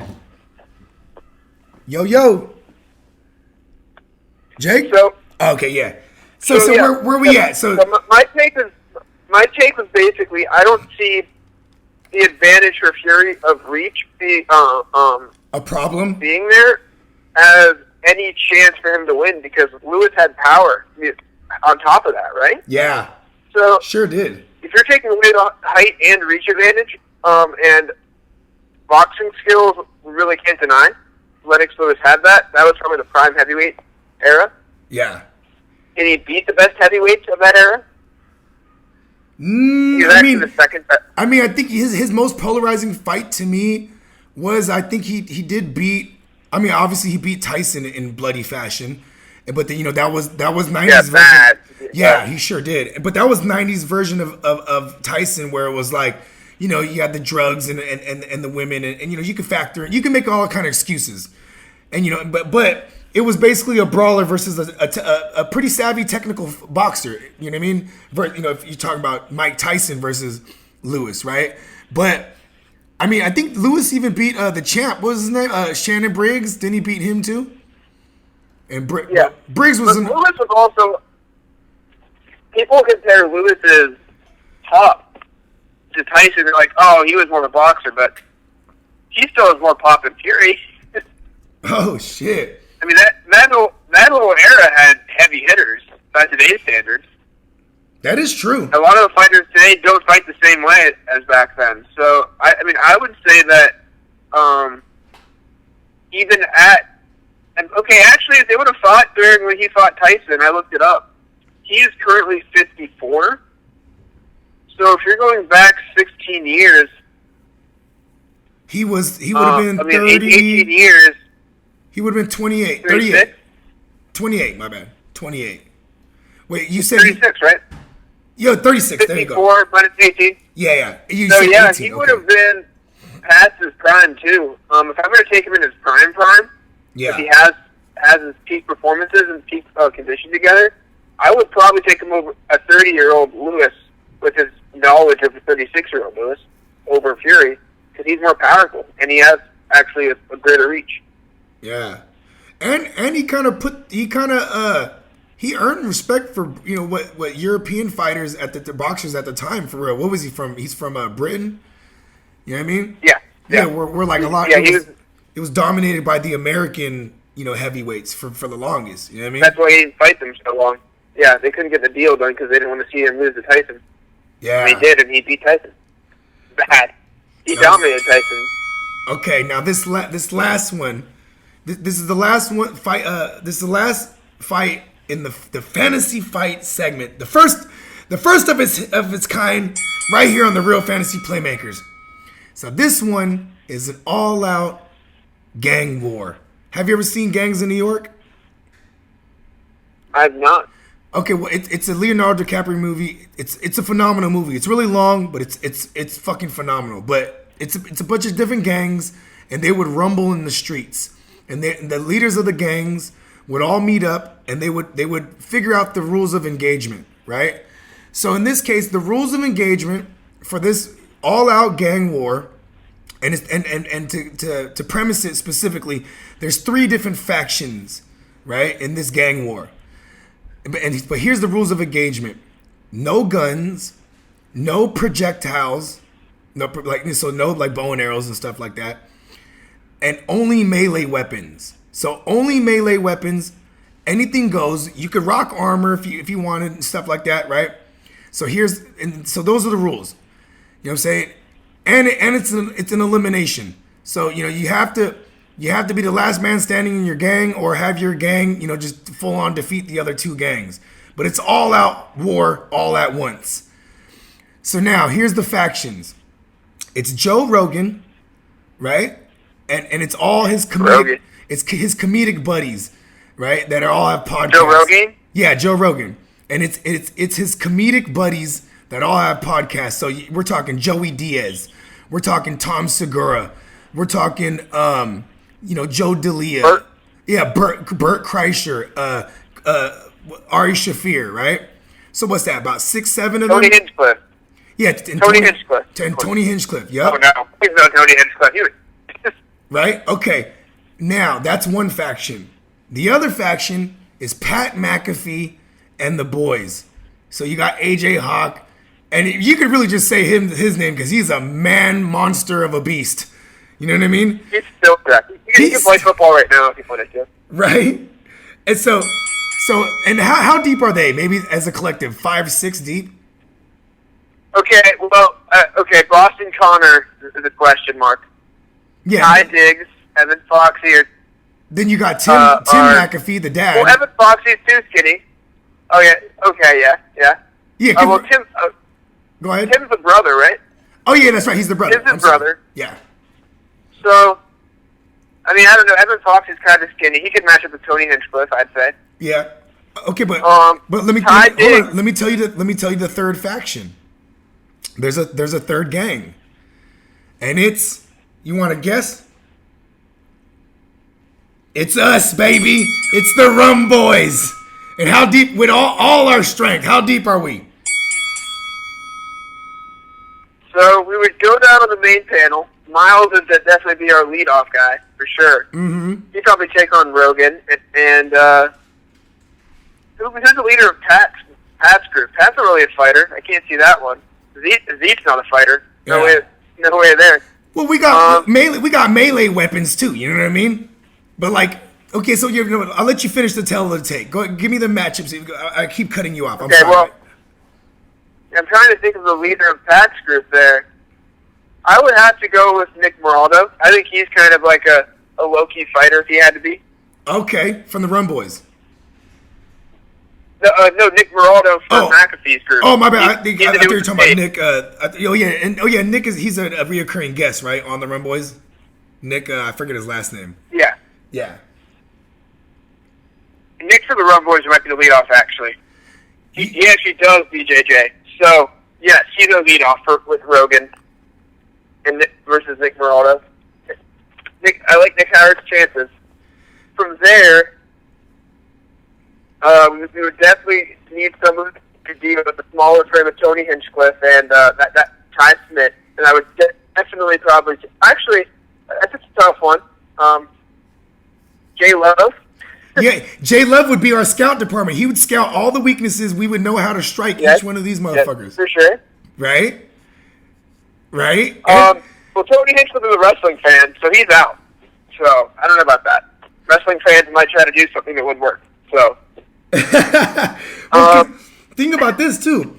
Like, the way I see it is like, you would have Nick, you would have Jay Love go ahead and come up with a scout report for each of these individuals. And then in my mind, I like to think I'm an offensive coordinator where my plan of action would be to let those two factions, I feel like our strength would be our speed because we're all smaller. So I would allow those factions to all engage with each other, and we just cherry pick as much as possible while we're all running around. You know what I mean? Like and I think Joe Rogan would definitely be the guy who would have the game plan, like, you know what I'm saying? Well, he has 2 ACL replacements, man. Yeah, right? but I'm saying though, he would have a game plan where it would be like, I think he would zero in on AJ Hawk. He would be like, we need to commit like 3 guys to him. So he would probably commit his biggest pawns. In this case, which it would be Joey Diaz, because he's just a big massive guy, right? Okay. And then Bert Kreischer, who's just a drunk maniac, right? And then someone skinny and fast like me. Are bottles a weapon? Are bottles a weapon? Bottles? Yeah. Yeah, I mean that wasn't not in the rules of engagement. So you know what I'm saying? It's just all melee weapons, just melee weapons. So with Bird holding 2 bottles, that could be some damage. He might be he might be unstoppable. I think Robbie could take it if you give him 2 bottles of rum. We're good. Yeah, that would be a hell of a matchup. Robbie versus the Admiral himself. And how about this? I think we're talking about an all-out street war, a street brawl, right? But you put us on some pirate it still ships. applies to wrestling, right? It's still going to be everyone goes for AJ Hawk. He's the first guy you take out. Yeah, exactly. They're all going to defend AJ Hawk. Like he's the winner of this all. So, because I think AJ Hawk was a good wrestler in high school as well, before he became a superstar football player. So yeah, I mean, at that point, plus Rogan, I don't know how long he could fight. So if he wastes his energy getting AJ Hawk out of there, Joey Diaz is going to be, I don't know what he could do. Joey Diaz is just gonna be like, yo, let me tell you something, dog. I could take him, dog. You know what I mean? Diaz is like 52, going on like 88, and he'll be so hopped up on edibles. You know what I mean, bro? Okay, here's one thing. If you think the Rumboyz needed help, who would we recruit? Who would we recruit to the Rumboyz? And all of a sudden, you started seeing him on Rumboyz After Dark, right? So then he could fit the criteria to join this gang, to join this triple threat gang fight, right? Who are we talking? Brock Lesnar? Like who are we recruiting? So I'm gonna go. I think we can cut this debate off at anyone who's an internet entertainer. Yeah, the kind of the side of it. So we're bringing Dave Chappelle in. So people who are exclusively YouTube, right? That's probably a key part of it. So at that point, I think I would have to go. That's a tough one. I can't even think of like a big time, like someone who's actually legit in great shape. Huh? Maybe Jason Statham from Crank. So he's hella on one too. He's clearly on methamphetamines. He's just fucking whooping ass. Well, there's a lot of athletes that just have a podcast, right? Boogie Cousins. Boogie Cousins is on a podcast. Oh, and Boogie's kind of a beast too. I take Boogie Cousins any day. Yeah, Boogie. Okay, so realistically, right? With all that said, is there? I mean, we could probably debate this all day, but are you going against the Rumboyz on this? Because I'm going with us, and I have a specification where like if not, maybe if you wanted to think about it, maybe AJ Hawk and maybe McAfee's kicking. There's no projectile objects, but maybe he's kicking bottles that Burt Kreischer's that are falling out of his pants, and he's kicking these damn fucking 50-yard fucking bottles straight to the face. You know what I'm saying? Like, but I mean, I think if you take it to the seas, and we all had pirate ships with the admiral at the helm, you know what I'm saying, and we will pull up on the side of their boat. And I'll come through swinging off a goddamn rope and Miles, and we're swinging out the ropes to the next boat, and we're shooting cannons. I think if it was pirate rules, I think we got this. And to premise, I think it would be a Disney movie even, not just because Pirates of the Caribbean's, but like pirates have been all in. Think about this: pirate isms and pirate folklore is all through Disney's history, even including like. Whether it's Little Mermaid or it's Captain Hook from Peter Pan or or even the Pirates of the Caribbean, right? So I think Disney would sponsor us, so we'd have the most phenomenal training facilities, right? And what does Disney do best? Disney goes and takes over other brands that and then does it their own way and even better. And I like to feel like the Rumboyz are like the next Disney in that fashion. You know what I'm saying? Because they're taking over what everyone else is doing and they're doing it better. You know what I'm saying? But maybe I'm bullish because I am part of the Rumboyz. Shout out to, the Rumboyz Fantasy Network. But I think it would be a bloody brawl to the end. And I think Joe Rogan would probably die on the back of trying to save one of his friends because he loves his friends. You know what I mean? I think, Yeah, I'm not sure Rogan's a boat guy. I know he likes going on the helicopter with Bill Burr, but right? I'm not sure he's a boat guy. So I think if we're taking it, I would agree with you that we probably win. One issue is this: Tom Segura actually looks like a pirate. He does. He can actually pass for a pirate. This one was great. I thought of this one on the fly when you had texted me back. I was like, I got a good one for him. You know what I mean? Hey, but yeah, I'm just saying, man. Tom Segura could pass for a real-life pirate if he just chose to. Do you know Tom Segura was supposed to be the brother of Jared from Subway? Like, remember that whole Jared from Subway? I saw that. Yeah, you saw that, right? On the HNH podcast, man, yeah. Yeah, that was like, he was supposed to be like the evil twin brother, like, the one that eats the burgers and stuff. You know what I mean? Well, did you see why he didn't get the job? Yeah, because of... He refused to do it. Yeah, because what was it? They wanted him. They were like, he was like, yo, the name's, it's a black name. It's like Jermaine, and then they hit him off with like Jamal or some shit. Like they clearly wanted. Well, no, they were like, okay, so we need to do this in a way that is more sensitive to certain things. So they're like, okay, let's make you Jermaine. Okay, fine. We need something else. So let's reshoot it. And okay, he came back the next day. They're like, so how about Jerome? He's like, okay, I'm done. I'm leaving. He's like, this is not getting off the ground here. That's funny, dude. All right, okay. They went into J names. And like the first, they thought of Jermaine and Jerome, and I'm like, really? It's like, come on, bro. And you know, Jamal was next on the list too. They're like Jamal and like. Even Jackson. Jackson was on the list. You know what I'm saying? Like, they're going through all the brother names that start with J, because they wanted. No, what if it's the next one? It's like, so how about Javante? How about Jacoby? Well, actually, is it Jacoby Spanish? You know what? You could have something there. I know my name in Spanish is Jacobe. Oh, word. It has like an A. Yeah. Well, my real name is Emmanuel. So, but they would pronounce it Emmanuel. You know what I mean? Or Emmanuel. You know what I mean? So, I got Spanish all through. And you know what? That's what makes us pirates, bro. You know what I mean? because them goddamn Spaniards is in our blood. You know what I'm saying? I think Very little bit for me, but yeah. I'll put the money on the Rumboyz. Fuck that. Gang. Plus, it's pirate, and Right? well, I mean, ideally, if it ends up on our shit, it has to come down to picking a rum. You know he's going to be there, Robbie, right? So. Yeah. Oh yeah.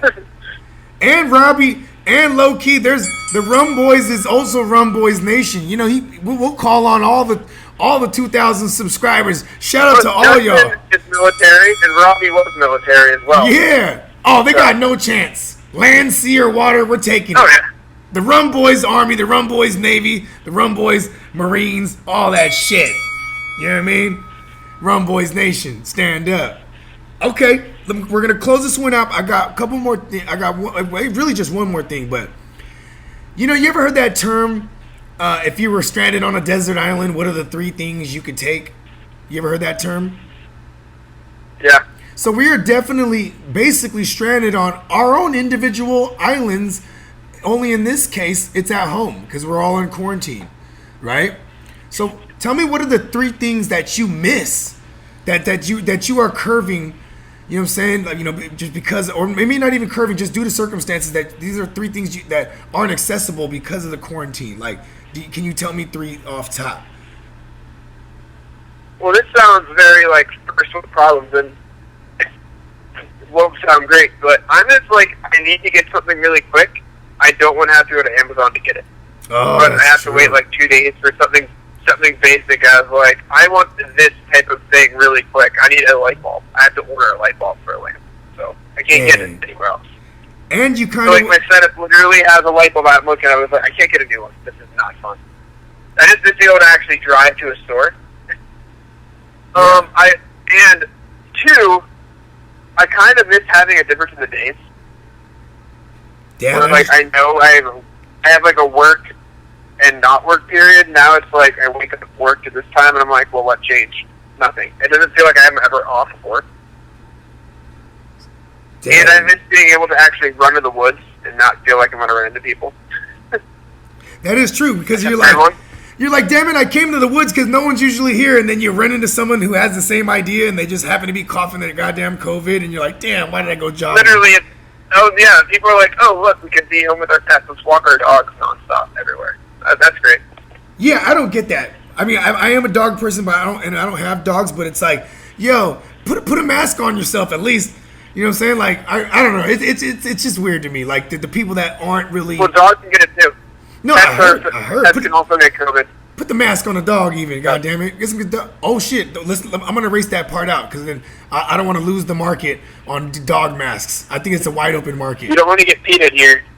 Yeah. You don't need PETA. Okay. I've seen them at work. So is that 2? I actually saw Michael Vick speak live, and PETA was there, and they were not happy. So you miss the convenience of just grabbing things. You miss the convenience of normality, just being able to step out and grab something quick. In the day and age where you can't necessarily order something Amazon Prime and it wouldn't be next day unless it's like essential, right? So it's like you know, just regular things you gotta wait on, especially because these stores and shit is probably closed. So yeah, so the inconvenience of regular day items, right? That's 1, and then 2 you said was, you know, Being able to go work out yes, in the gym or run and be like, not worry about it. And I was like, well, I'm here. That's fine. Everyone else is outside. I can't do that. Okay, so what's the And is it the no-brainer? Is it the sports? Like, I mean, is it safe to assume that, or should we throw a 4? I definitely miss sports. Yeah, because that's I automatic. definitely miss actual sports. Yeah, I think that goes for all of us. That's one, man. I mean, I miss, because right now is when all the UFC kind of kicks up with like the big fights, and also the Dana White Contender Series starts soon, and that's not going to happen for a while. Damn. Oh, So yeah, there's a lot of stuff missing. You want to hear my 3? So my 3 is not really cliche at all, and it's more specified to myself. My 3 is kind of selfish. So number 1, I mean, I guess you could say I have 4 because sports for sure, but I'll just premise it with my 3 personally. So 1 is I want to state first that I love my children unconditionally. This is not a cliche statement. I love my children, but I miss them being away from me hours on at the day. You know what I mean? Because I work from home. You know what I'm saying? The studio's around the corner from my house. I have a studio at my house as well. You know what I mean? I'm able to work and be flexible. I do have a 1-year-old, but it's just much more easier with to manage a 1-year-old on schedule, like getting him down for a nap without my two older daughters yelling or waking him up and just messing up all my personal time that I need when he's taking a nap and shit like that, right? Then number 2 is similar to number 1, but number 2 is the fact that the kids are home. I can't just get busy whenever I want to get busy. You know what I mean? And you know what I mean by getting busy? I mean like procreating and shit. I can't just like get busy. You know what I'm saying? It's my fiance, she's already the mother of my 3 kids. So she's already always in mother mode where it's like, it's got to be a thing where like the kids have all got to be asleep or they got to be at school or, you know what I mean? I can't just go like, the kids are at school and the little man's taking a nap upstairs and try to get busy on the couch or in the kitchen or, you know what I mean? Like a crazy young man because I'm still young at heart where it's like, you know what I mean? Like, I feel like I'm deprived of this to a degree because there's the privacy factor, right? And then 3 is also it's also kind of related in that sense where I miss being able to go out with my girl and like calling my moms and being like, hey mom, we're going to drop off the kids for the night and I'm gonna go have a night with my lady or maybe we're gonna go on a couple's night and just like paint the town and like you know what I mean, not remember shit until I'm looking at all my stories and posts and pictures I took and then just just have a good old belligerent time with the people I love to go out and paint the town with. You know what I mean? Like I miss that. Like I to be honest, bro, like I look forward to Fridays, Rumboyz After Dark, because I'm kicking it with my boys in that sense. I'm able to drink and I'm in the safety of my home, and it's something that I barely started doing before the apocalypse. Like I've been doing this podcast for about 6, maybe 4 or 5 months prior to me meeting you guys, but it's just, man, it sucks. You know what I mean? Like it really sucks. Cause in this case too, like I got everything I need at the house, but I want things that are out there. You know what I mean? Yeah. Yeah, but I'm man. sure you're spending less money. One thing about not having that is I think we're all spending a lot less money. That is true. While the dollar, the value of the dollar, slowly declines. Yeah. But it kind of, and we might not see it initially because we're all able to stack up some more bread and they're throwing everybody consensus checks and it's crazy, man. It is. Ohio's going to be opened up soon. They're already trying to get things back up now. I mean, I won't be back in the office. They're trying to get essentials that have to be. Well, you do have low key. You have a very important role that you play in that state. You know what I mean? Yeah, but I can do it from anywhere. So I see myself. I don't think they're going to have me back in the office. So we're going to alternate, and they're not going to have the IT team in for a while. They're going to have the actual Do you live alone? Do you live alone? Are you on your own? Do you have a roommate? Oh, okay. So damn. So you be looking forward to these. Have to be there. Yeah. The judges have to be there and stuff. So if we're going to limit people, I'm not going to be. I mean, I always on the phone with people doing maps. But they're not going to have me. They don't have a reason. They're going to have somebody who actually has to be there and do something for people. It's like judges and police and lawyers and all that fun stuff that I don't deal with. Yeah. Man, I got to say, this was definitely the first fantasy show that I did where we did touch on fantasy football, but I was excited to talk some combat sports with the head of the Rumboyz combat division himself. You know what I'm saying? Jake, it was a pleasure to have you on. This is going to be an episode where I'm laughing like shit when I hear this episode back because, I have these crazy scenarios for you and you're so serious about your craft that your takes were all so valid, and you even said it, you premised it. You were like, I actually think of shit like this. So, you know what I mean? Man, I appreciate you. I appreciate your perspective and everything that you bring to the brand. You know what I mean? I'm still trying to find my role besides just being a cast member. I would love to contribute more. But I'll tell you this much: you are one of the ones that sets the bar pretty high. And I also want to give you props that, like, when we're all drinking and we're all getting plastered, you seem to be the most composed, and you seem to be the fastest one pouring up the shots half the time. You know what I mean? Like, that's one thing. Maybe because you got that There's strategies, dude. There's strategies. Yeah. Oh, really? See, well, would it take a shot? I have a pour of relatively pricey whiskey. I'm not taking an ounce and a half, dude. Yeah, because I'm pouring a glass. I'm just drinking. I'm sipping and chasing the beer. For me, I'm not going to shoot a 58% whiskey. That's like 18% higher than most beers. Like, that would not be smart. So you got to pace yourself. That's very smart. Also, I don't mix. You also don't mix. Drink when you're told to drink. Don't mix it. Don't mix beer between. Not fun. Like, I used to do stout in between and like have a 10% stout with like a 50% whiskey in it. Not a good move. For real. Like, that's what beer really beer messes me up. I can't drink beer or I get screwed up. I like drinking. Whiskey, See, I love drinking beer because beer is just something I can constantly sip on, right? But, like, it needs to be light beer because I'm also going to be drinking a ton of liquor. That's just how I get down. So, and that, and I remember one time I seen in the comments, they're like, this guy drinks light beer. But I'm like, do you see the glasses of vodka I'm drinking? I'm like, you know what I mean? Where it's actually the beer that does fuck me up because, you know what I mean? It's even though it's light beer, you get what I'm saying? Like, you're right. Maybe I should cut down on the mixing. Yeah. Yeah, I think about that. I'm like, I used to love having an IPA with it or something, but I'm like, no, not right now. An IPA is more separate afterwards when I release from the game and have fun. Yeah. But yeah, I mean, I'm not one of those people that's like, oh yeah, I'm gonna have both because then you just like you have the buzz constantly there. It's like I'd rather have like the quick hit. Like, plus if you're like getting that messed up, I mean, the idea of like having people want to donate something for a shot is like you want to have it be an event where it's like I want to actually like have it so people know it doesn't feel great to drink that much whiskey at one time. That is true. Like if your body's just used to it, it's like, oh, it's fine. What's the point of donating?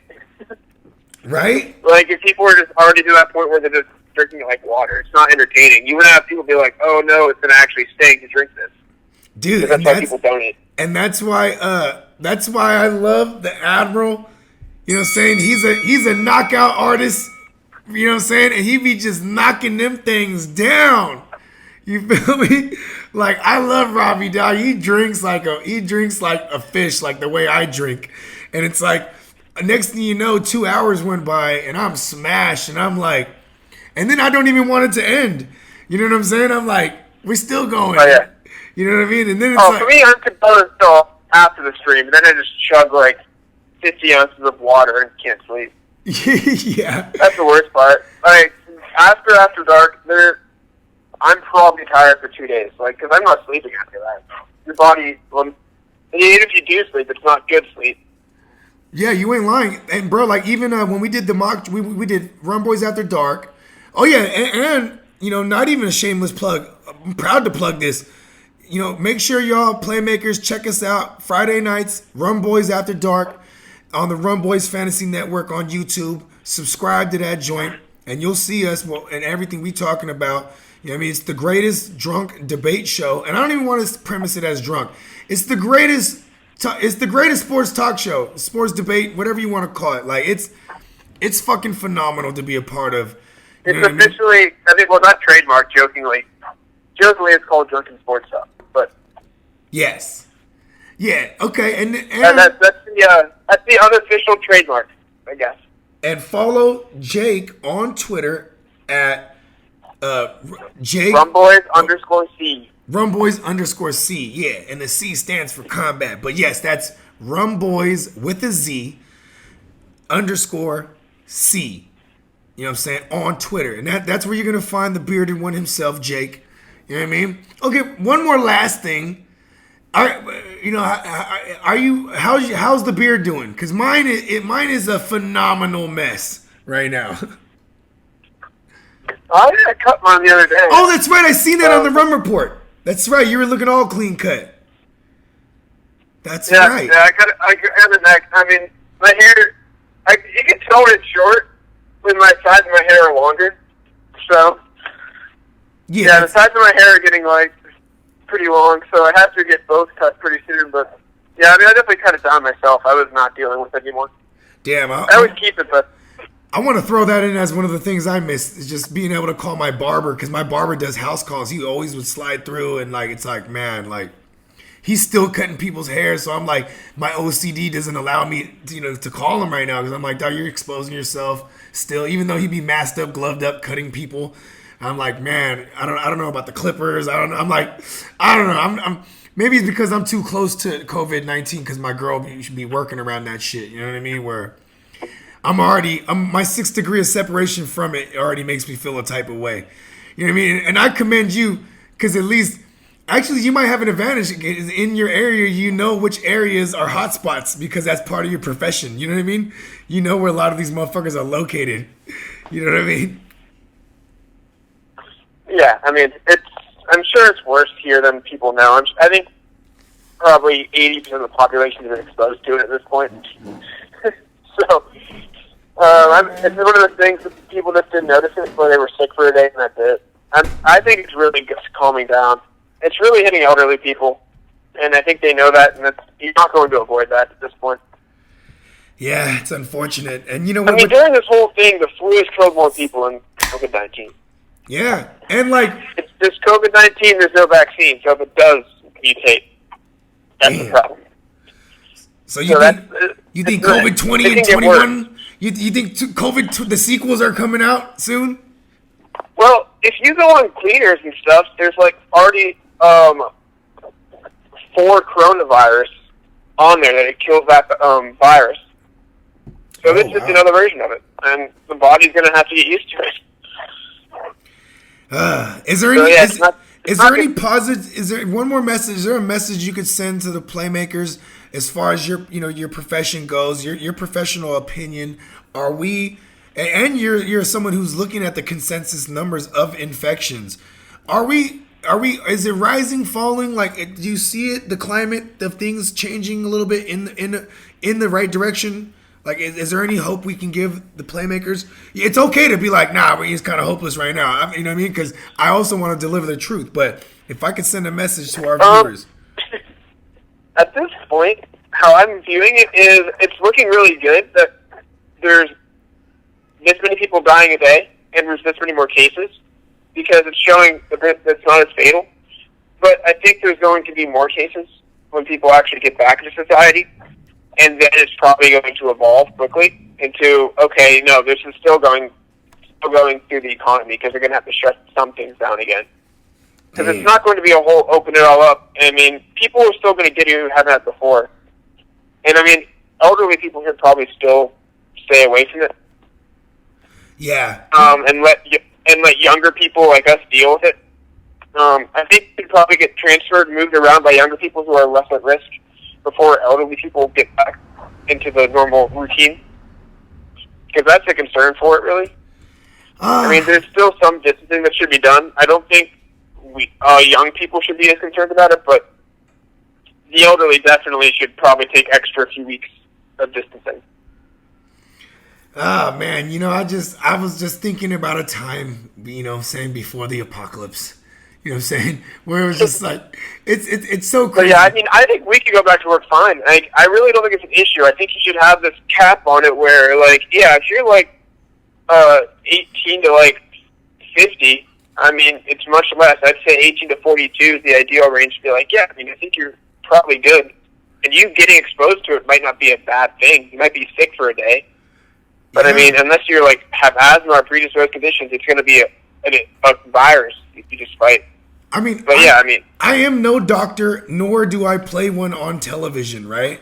Oh, I'm not a doctor either. I mean, I was gonna say, like, supposedly, like 50 to 70% of people infected don't feel the symptoms. You know what I mean? And like, there's also people saying if you have blood type O, that you're less susceptible when you get it, like to versus like people with blood type A, I guess are supposedly more affected. And I don't know, man. It's just I guess we kind of need more people to get infected to have more cases for more data and research, but that just sucks because that also is just potential for more, the mortality rate to rise and just for all out anarchies and fear in the streets, because that's the one thing that I worry about every day is that, you know what I mean? Society is gonna just crumble or like all these jobs that are they're coming back. But they're only bringing back X amount of people, and people are just flat out like, going on unemployment and shit like that. Like, you know what I mean?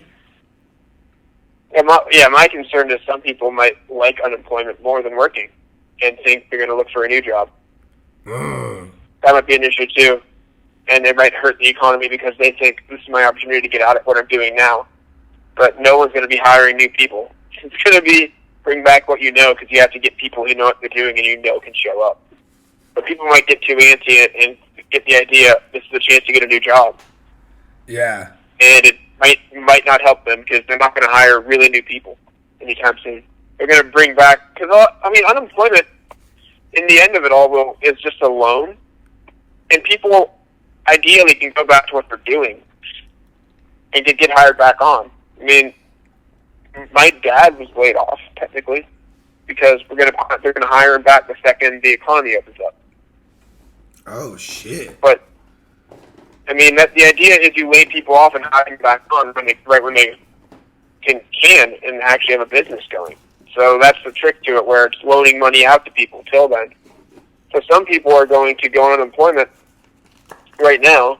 When this opens back up, they're going to go back to another job. They're going to get extra money in their pocket, really, because they're going to get unemployment check as well as a new job check. Damn. Or their old job check. So they're going to really have more money to spend, and hopefully it goes back into the economy. Or they could just save it and hoard it and, not be good. Not do what it's for. People are going to resort to spend that money back and give it back to the economy to help everything else. But I think some people are going to hoard it and just...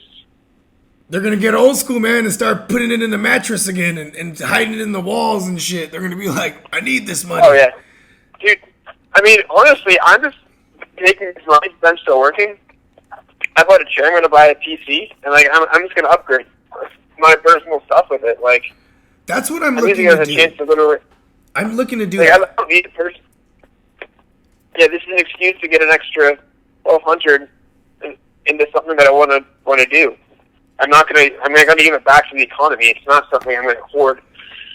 Is that a spoiler alert for in the future? Are we gonna see a gaming channel? Because I know you are a gamer as well. Is that in the near future? There's a good chance of that. Yes, it obviously won't be fantasy football related, but what game? What's your game? Sports related. Are you a RPG guy? Are you a first person shooter? Are you a Fortnite? I like Japanese RPGs. Nice. Oh my god, are you loving Final Fantasy VII right now? Are you loving the re-release of Final Fantasy? I have not played yet. Because you were probably like 4 or 5 years old. You were definitely like a little kid when the first version came out on the PlayStation 1. And I remember that shit. One of my favorite games of all time. My favorite game of all time is Ocarina of Time for the N64. Which one? My second favorite's Ocarina of Time for the N64. Ooh. My second favorite is Link to the Past for the Super Nintendo in 1992. And my third favorite is Super Mario World for the Super Nintendo. Dude, I know a guy who beats that game in 30 minutes. Wow. Yeah, he already has all the levels completed. I think speedruns, but that's just impressive. Yeah, it was crazy. I remember one time I sat down in the barbershop and this dude was like, they were like, bet him. And I was like, bet what? I'll bet, because I'm just ignorant like that. He's like, bet me $10 that I can't beat this game in 30 minutes. And then he's showing me all the worlds. You can go to the maps. And he already completed everything, but he's like, no, I'm going to run through every single one. And it's going to be 30 minutes. And it was, he went without it. He had everything memorized to the T where he was untouched. It was fucking uncanny. I can't even remember his name, but that was the one time I met this dude. There's some speedrunners that are crazy good. That's what they call it. But it's also a job. If you're good at it, they pay you on Twitch. And there's donations to see the people who are the best at it. I would never do that. I would probably play a long 190-hour RPG. And I would never do fast Twitch platforming games. I mean, that's just so difficult. That's cool, man. Their whole controls. I kind of figured you to be an RPG guy. That's why I asked it first. Because I know you're I like adventures that make me wait for like 25 hours until I feel like I'm leveled enough to actually compete. And then like make you feel over leveled for a while and then kind of put you back at a place where you have to level grind. Just like a change of it. Yeah. Because I like to be able to stop on a really good point and like you play to that point. In platformers, I'd probably just play the whole game in one day if I could. Because it's the same thing and I won't stop. So, I mean, I like games that have good set start points and end points for a day, like Quest, because I wouldn't stop playing if it's just one platformer all day. It would just be a bad situation. Do you feel the internet age, like, you know, the internet era that we've been well off in for about, like, you know, almost 30 years now, do you feel like that gives gamers like that advantage that they're kind of like taking the joy away from themselves of discovering how to, you know, navigate through these games? Because most of the time people are just looking up, you know what I mean? Especially in those long, those 199-hour games, you know what I mean?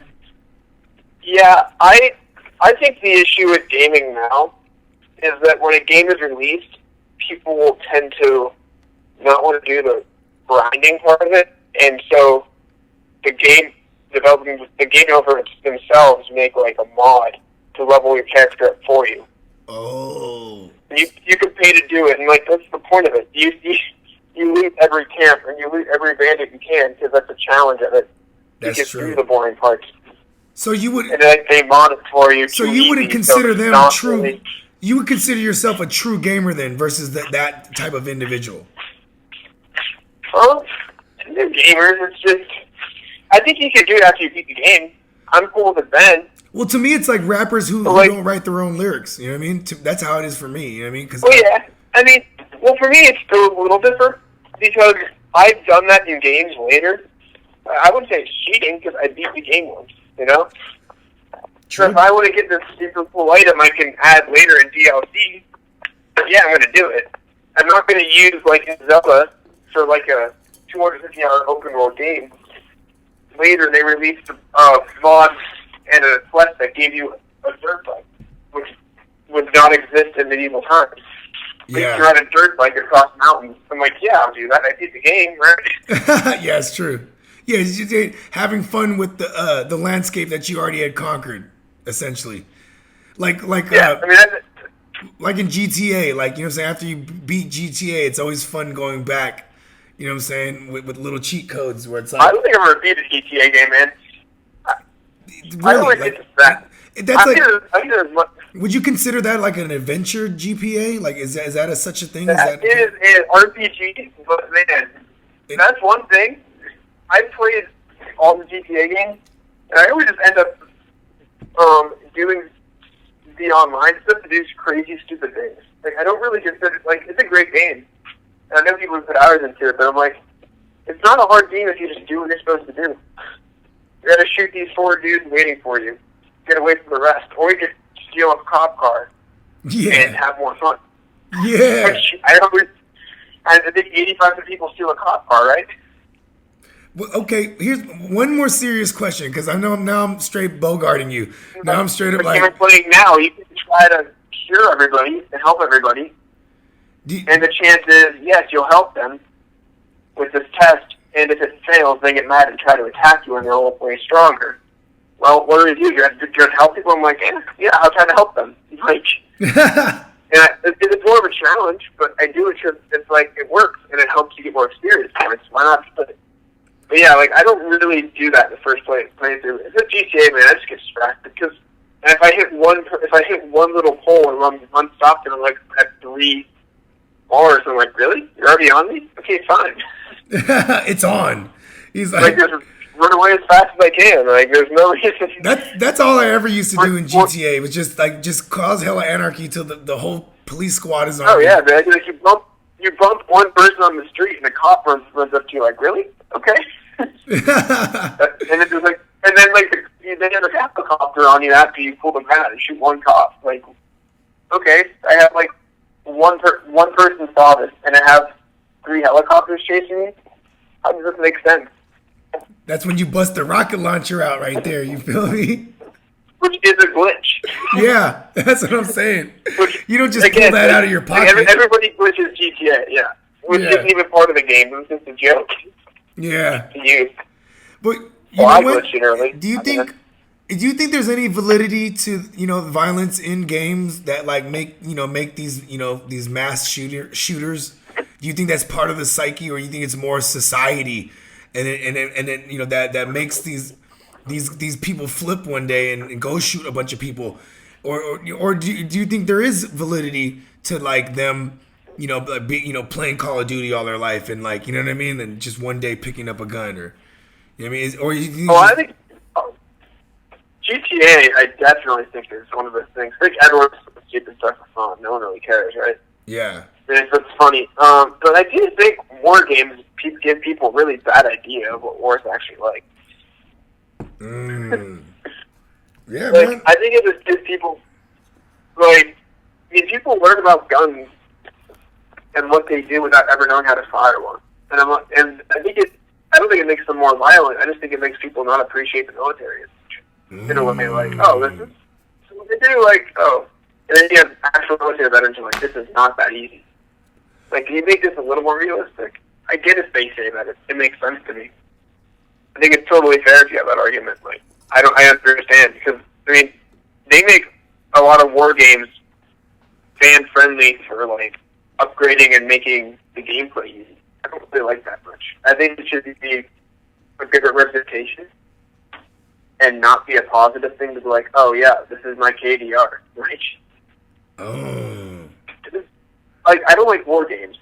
I don't like shooters, but like futuristic ones, like Gears of War, whatever, Halo. Yeah. But like Call of Duty itself, like they even said it was almost. I didn't feel that way, but it's too realistic for its own good. That's true, and it's like it's constantly highlighting, those times of war. Obviously, the themes of those games are in times of war when we were still combating in that fashion too. You know what I mean? Where it is kind of archaic in that sense. You know what I mean? Because I feel like if we were to go to war, in this day and age, it would be something like biological, even like what some conspiracy theorists are saying about the COVID-19, even. You know what I mean? Yeah, I think there's a definite issue with some of the portrayal of it. I think there's a future. I think there's a future. In the near future, you're gonna find a game developer, and I think there's a COVID-19 game in the making. It's an RPG where we have to locate the scientists or a group of scientists that could help this, and then it would be a game where you're elusive, where like, it's complete anarchy in the streets, but you have to avoid people. There's a social distancing where like it's more like you're a ninja out there running around until you find your man. You know what I mean? Maybe Jake is gonna maybe there's a future where what I'm saying, you might have the #1 selling game right now. You know what I mean? Well, there actually is a game, The Last of Us. Oh. The whole series is predicated on trying to save as many humans as you can from multiple deadly pandemics. Wow. So that already That's exists. released, and it's like, this would kill this many people this period of time in this range. But if you do it this way, it's a fast-spreading way. It would kill as many more people quickly. But long-term, your human race will last longer. It's a race on who can actually make the humanity last longer. But eventually, everyone's going to die. But that's the series of the game. Wow. Very popular. Spoiler alert. It's very popular, and it was supposed to be released this month, and it's like, nope, not right now. You would think that too literal. they're gonna save that for Christmas. That's gonna be a stocking stuffer right there. They're like, No, it's the game. The game actually had to get delayed. I mean, they're waiting till like mid 2021 or like early 2021. But I think it was a legit issue. They couldn't get the game done. But also the sensitivity of let's not do that. Well, I for one would love a video game like that in a climate of things where we're back to the world we were aware of, the world that we loved. Because there's reasons. There's no reason. Yeah, there's reasons they wouldn't even do it if it was ready. Yeah. But no one can buy video games. There's nobody that's released a big title now if you're a developer. No one's going to be able to buy it. Yeah. Unless you want to buy it online, but you want to make your money on physical copies, not digital. Yeah, that's true. Well, So, you know what? Again, I think, because there's a ton of more things I would love to freestyle and pick your brain about, but you know what I mean? I don't know. I almost feel like, another time, dude. yeah, I was about to say, I almost out. feel like there's a part 2 in our future, like definitely, you know what I mean? And you know what I mean? I also want to You remind should definitely have Nick Howard on, man. What's up? You should definitely have Nick Howard on. A good time. My bad, I couldn't hear that one more time because I had the headphones off. Definitely get Nick Howard on, man. Okay, yeah. Yeah, I like that guy's energy, man. That guy, he's a realist, and he's you could tell the glass is half full. He and Robbie have the best chemistry on I would say, Rumcast, man, dude. when he came through on that Rum Report, and what was it, like a week ago? You know what I mean? Like I really got to get to know that guy watching that episode, and But we decided that's his segment, and he just got busy with stuff, and I'm like, dude, you and Robbie have better chemistry than Robbie and I. And I'm saying it honestly. But I mean, and that's not a knock on you. Like, you definitely are a professional when it comes to your department in combat sports, and you also have equally solid takes when it comes to the other fantasy sports, and etc. But yeah, you could tell that they are some like kindred spirits. You know what I mean? Like there was definitely the love there. I mean, at first I didn't get it when he kept calling him a bitch. Like, yeah, take that shot, bitch. And I was like, oh, they're hella cool like that. You know what I mean? I was like, oh, that's kind of awesome. Oh yeah, no, that's what I said. I'm like, it's definitely better when he can do it, and we made that for him. Really, I was on the first one, and I was on like 2, maybe 2 after that till 10. But when it got busy, I was on like 5 or 6 in a row. But you're like, yeah, dude, I think that's definitely a Nick segment. But again, he also larger and has a personal training company, so. Yeah, he's a nutritionist and all that, right? Like, bro, I'm gonna reach out. I'm gonna reach out, man. Just hit him up, man. And we'll save a conversation for the next podcast. Yeah, man. And Jake, once again, man, I appreciate you so much. Playmakers, follow him again on Twitter at Rumboyz with a Z _C, the letter C. You know what I'm saying? That's Rumboyz _C.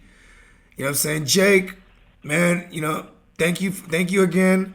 You know what I mean? Hopefully the world gets back to normal, and we can actually talk about, some actual combat sports. You know what I mean? But I do appreciate you coming on to my madness, because I had total fun writing the show sheet, and I had total fun doing the episode, man. It's definitely some great content and entertainment value for the Playmakers, and because in this series, I definitely like to highlight different people that I appreciate, that I feel that our audience would gravitate towards. You know what I mean? And yeah, man, this was episode 58 of the series, and it was definitely one for the books. It's a one of one compared to all the 57 episodes I've already done prior to this. Thanks again, man. This was epic, for real. This was a first round knockout. You know what I mean? Yeah, my brother. Well, you have a good one. So you're not going to be on tomorrow, huh? Nope. Federal law. Well, shit, man. I was gonna say I'll see you on. I was gonna say I'll see you on the live, but we'll figure it out, man. Probably Saturday, right? Yeah, and you know what? I might not even be able to get in on Saturday, and I told him, I was like, don't hesitate to replace me, because I was like, I got a couple podcasts lined up, where the times conflict. You know what I mean? But everyone check that out. This episode will be out before that Saturday live stream. You know what I'm saying? They are going to be having a beer bong tournament, a virtual beer bong tournament, a confinement beer bong tournament. Maybe it would be for lack of a better term, but I'm excited for it. You know what I'm saying? I will be spectating if I can get on. And man, just everybody tune in. Everybody subscribe to everything. Go to rumboyz.com. Get you some drip. Get you some fits. You know what I mean? and let's just keep this positivity. Let's everybody wash their hands. Everybody just stay away. Everybody help their elderly. Go grocery shopping for them. Whatever it is to help. Man, it's about that time for for everybody to come together as humanity, and because we got one common enemy this time. You know what I mean? And speaking on your behalf, someone who represents combat sports, you know what I mean? I love our chances if we have one enemy versus all of us. You know what I mean? For sure. For sure, my brother. You have a good one, man. Take care. You too, man. See ya. For sure, Jake. Thanks again. And that was Jake. That was Jake representing the Rumboyz Fantasy Network. Man, that was ill. You know what I'm saying? Even the Jamaicans got knocked out. You know what I mean? Hey.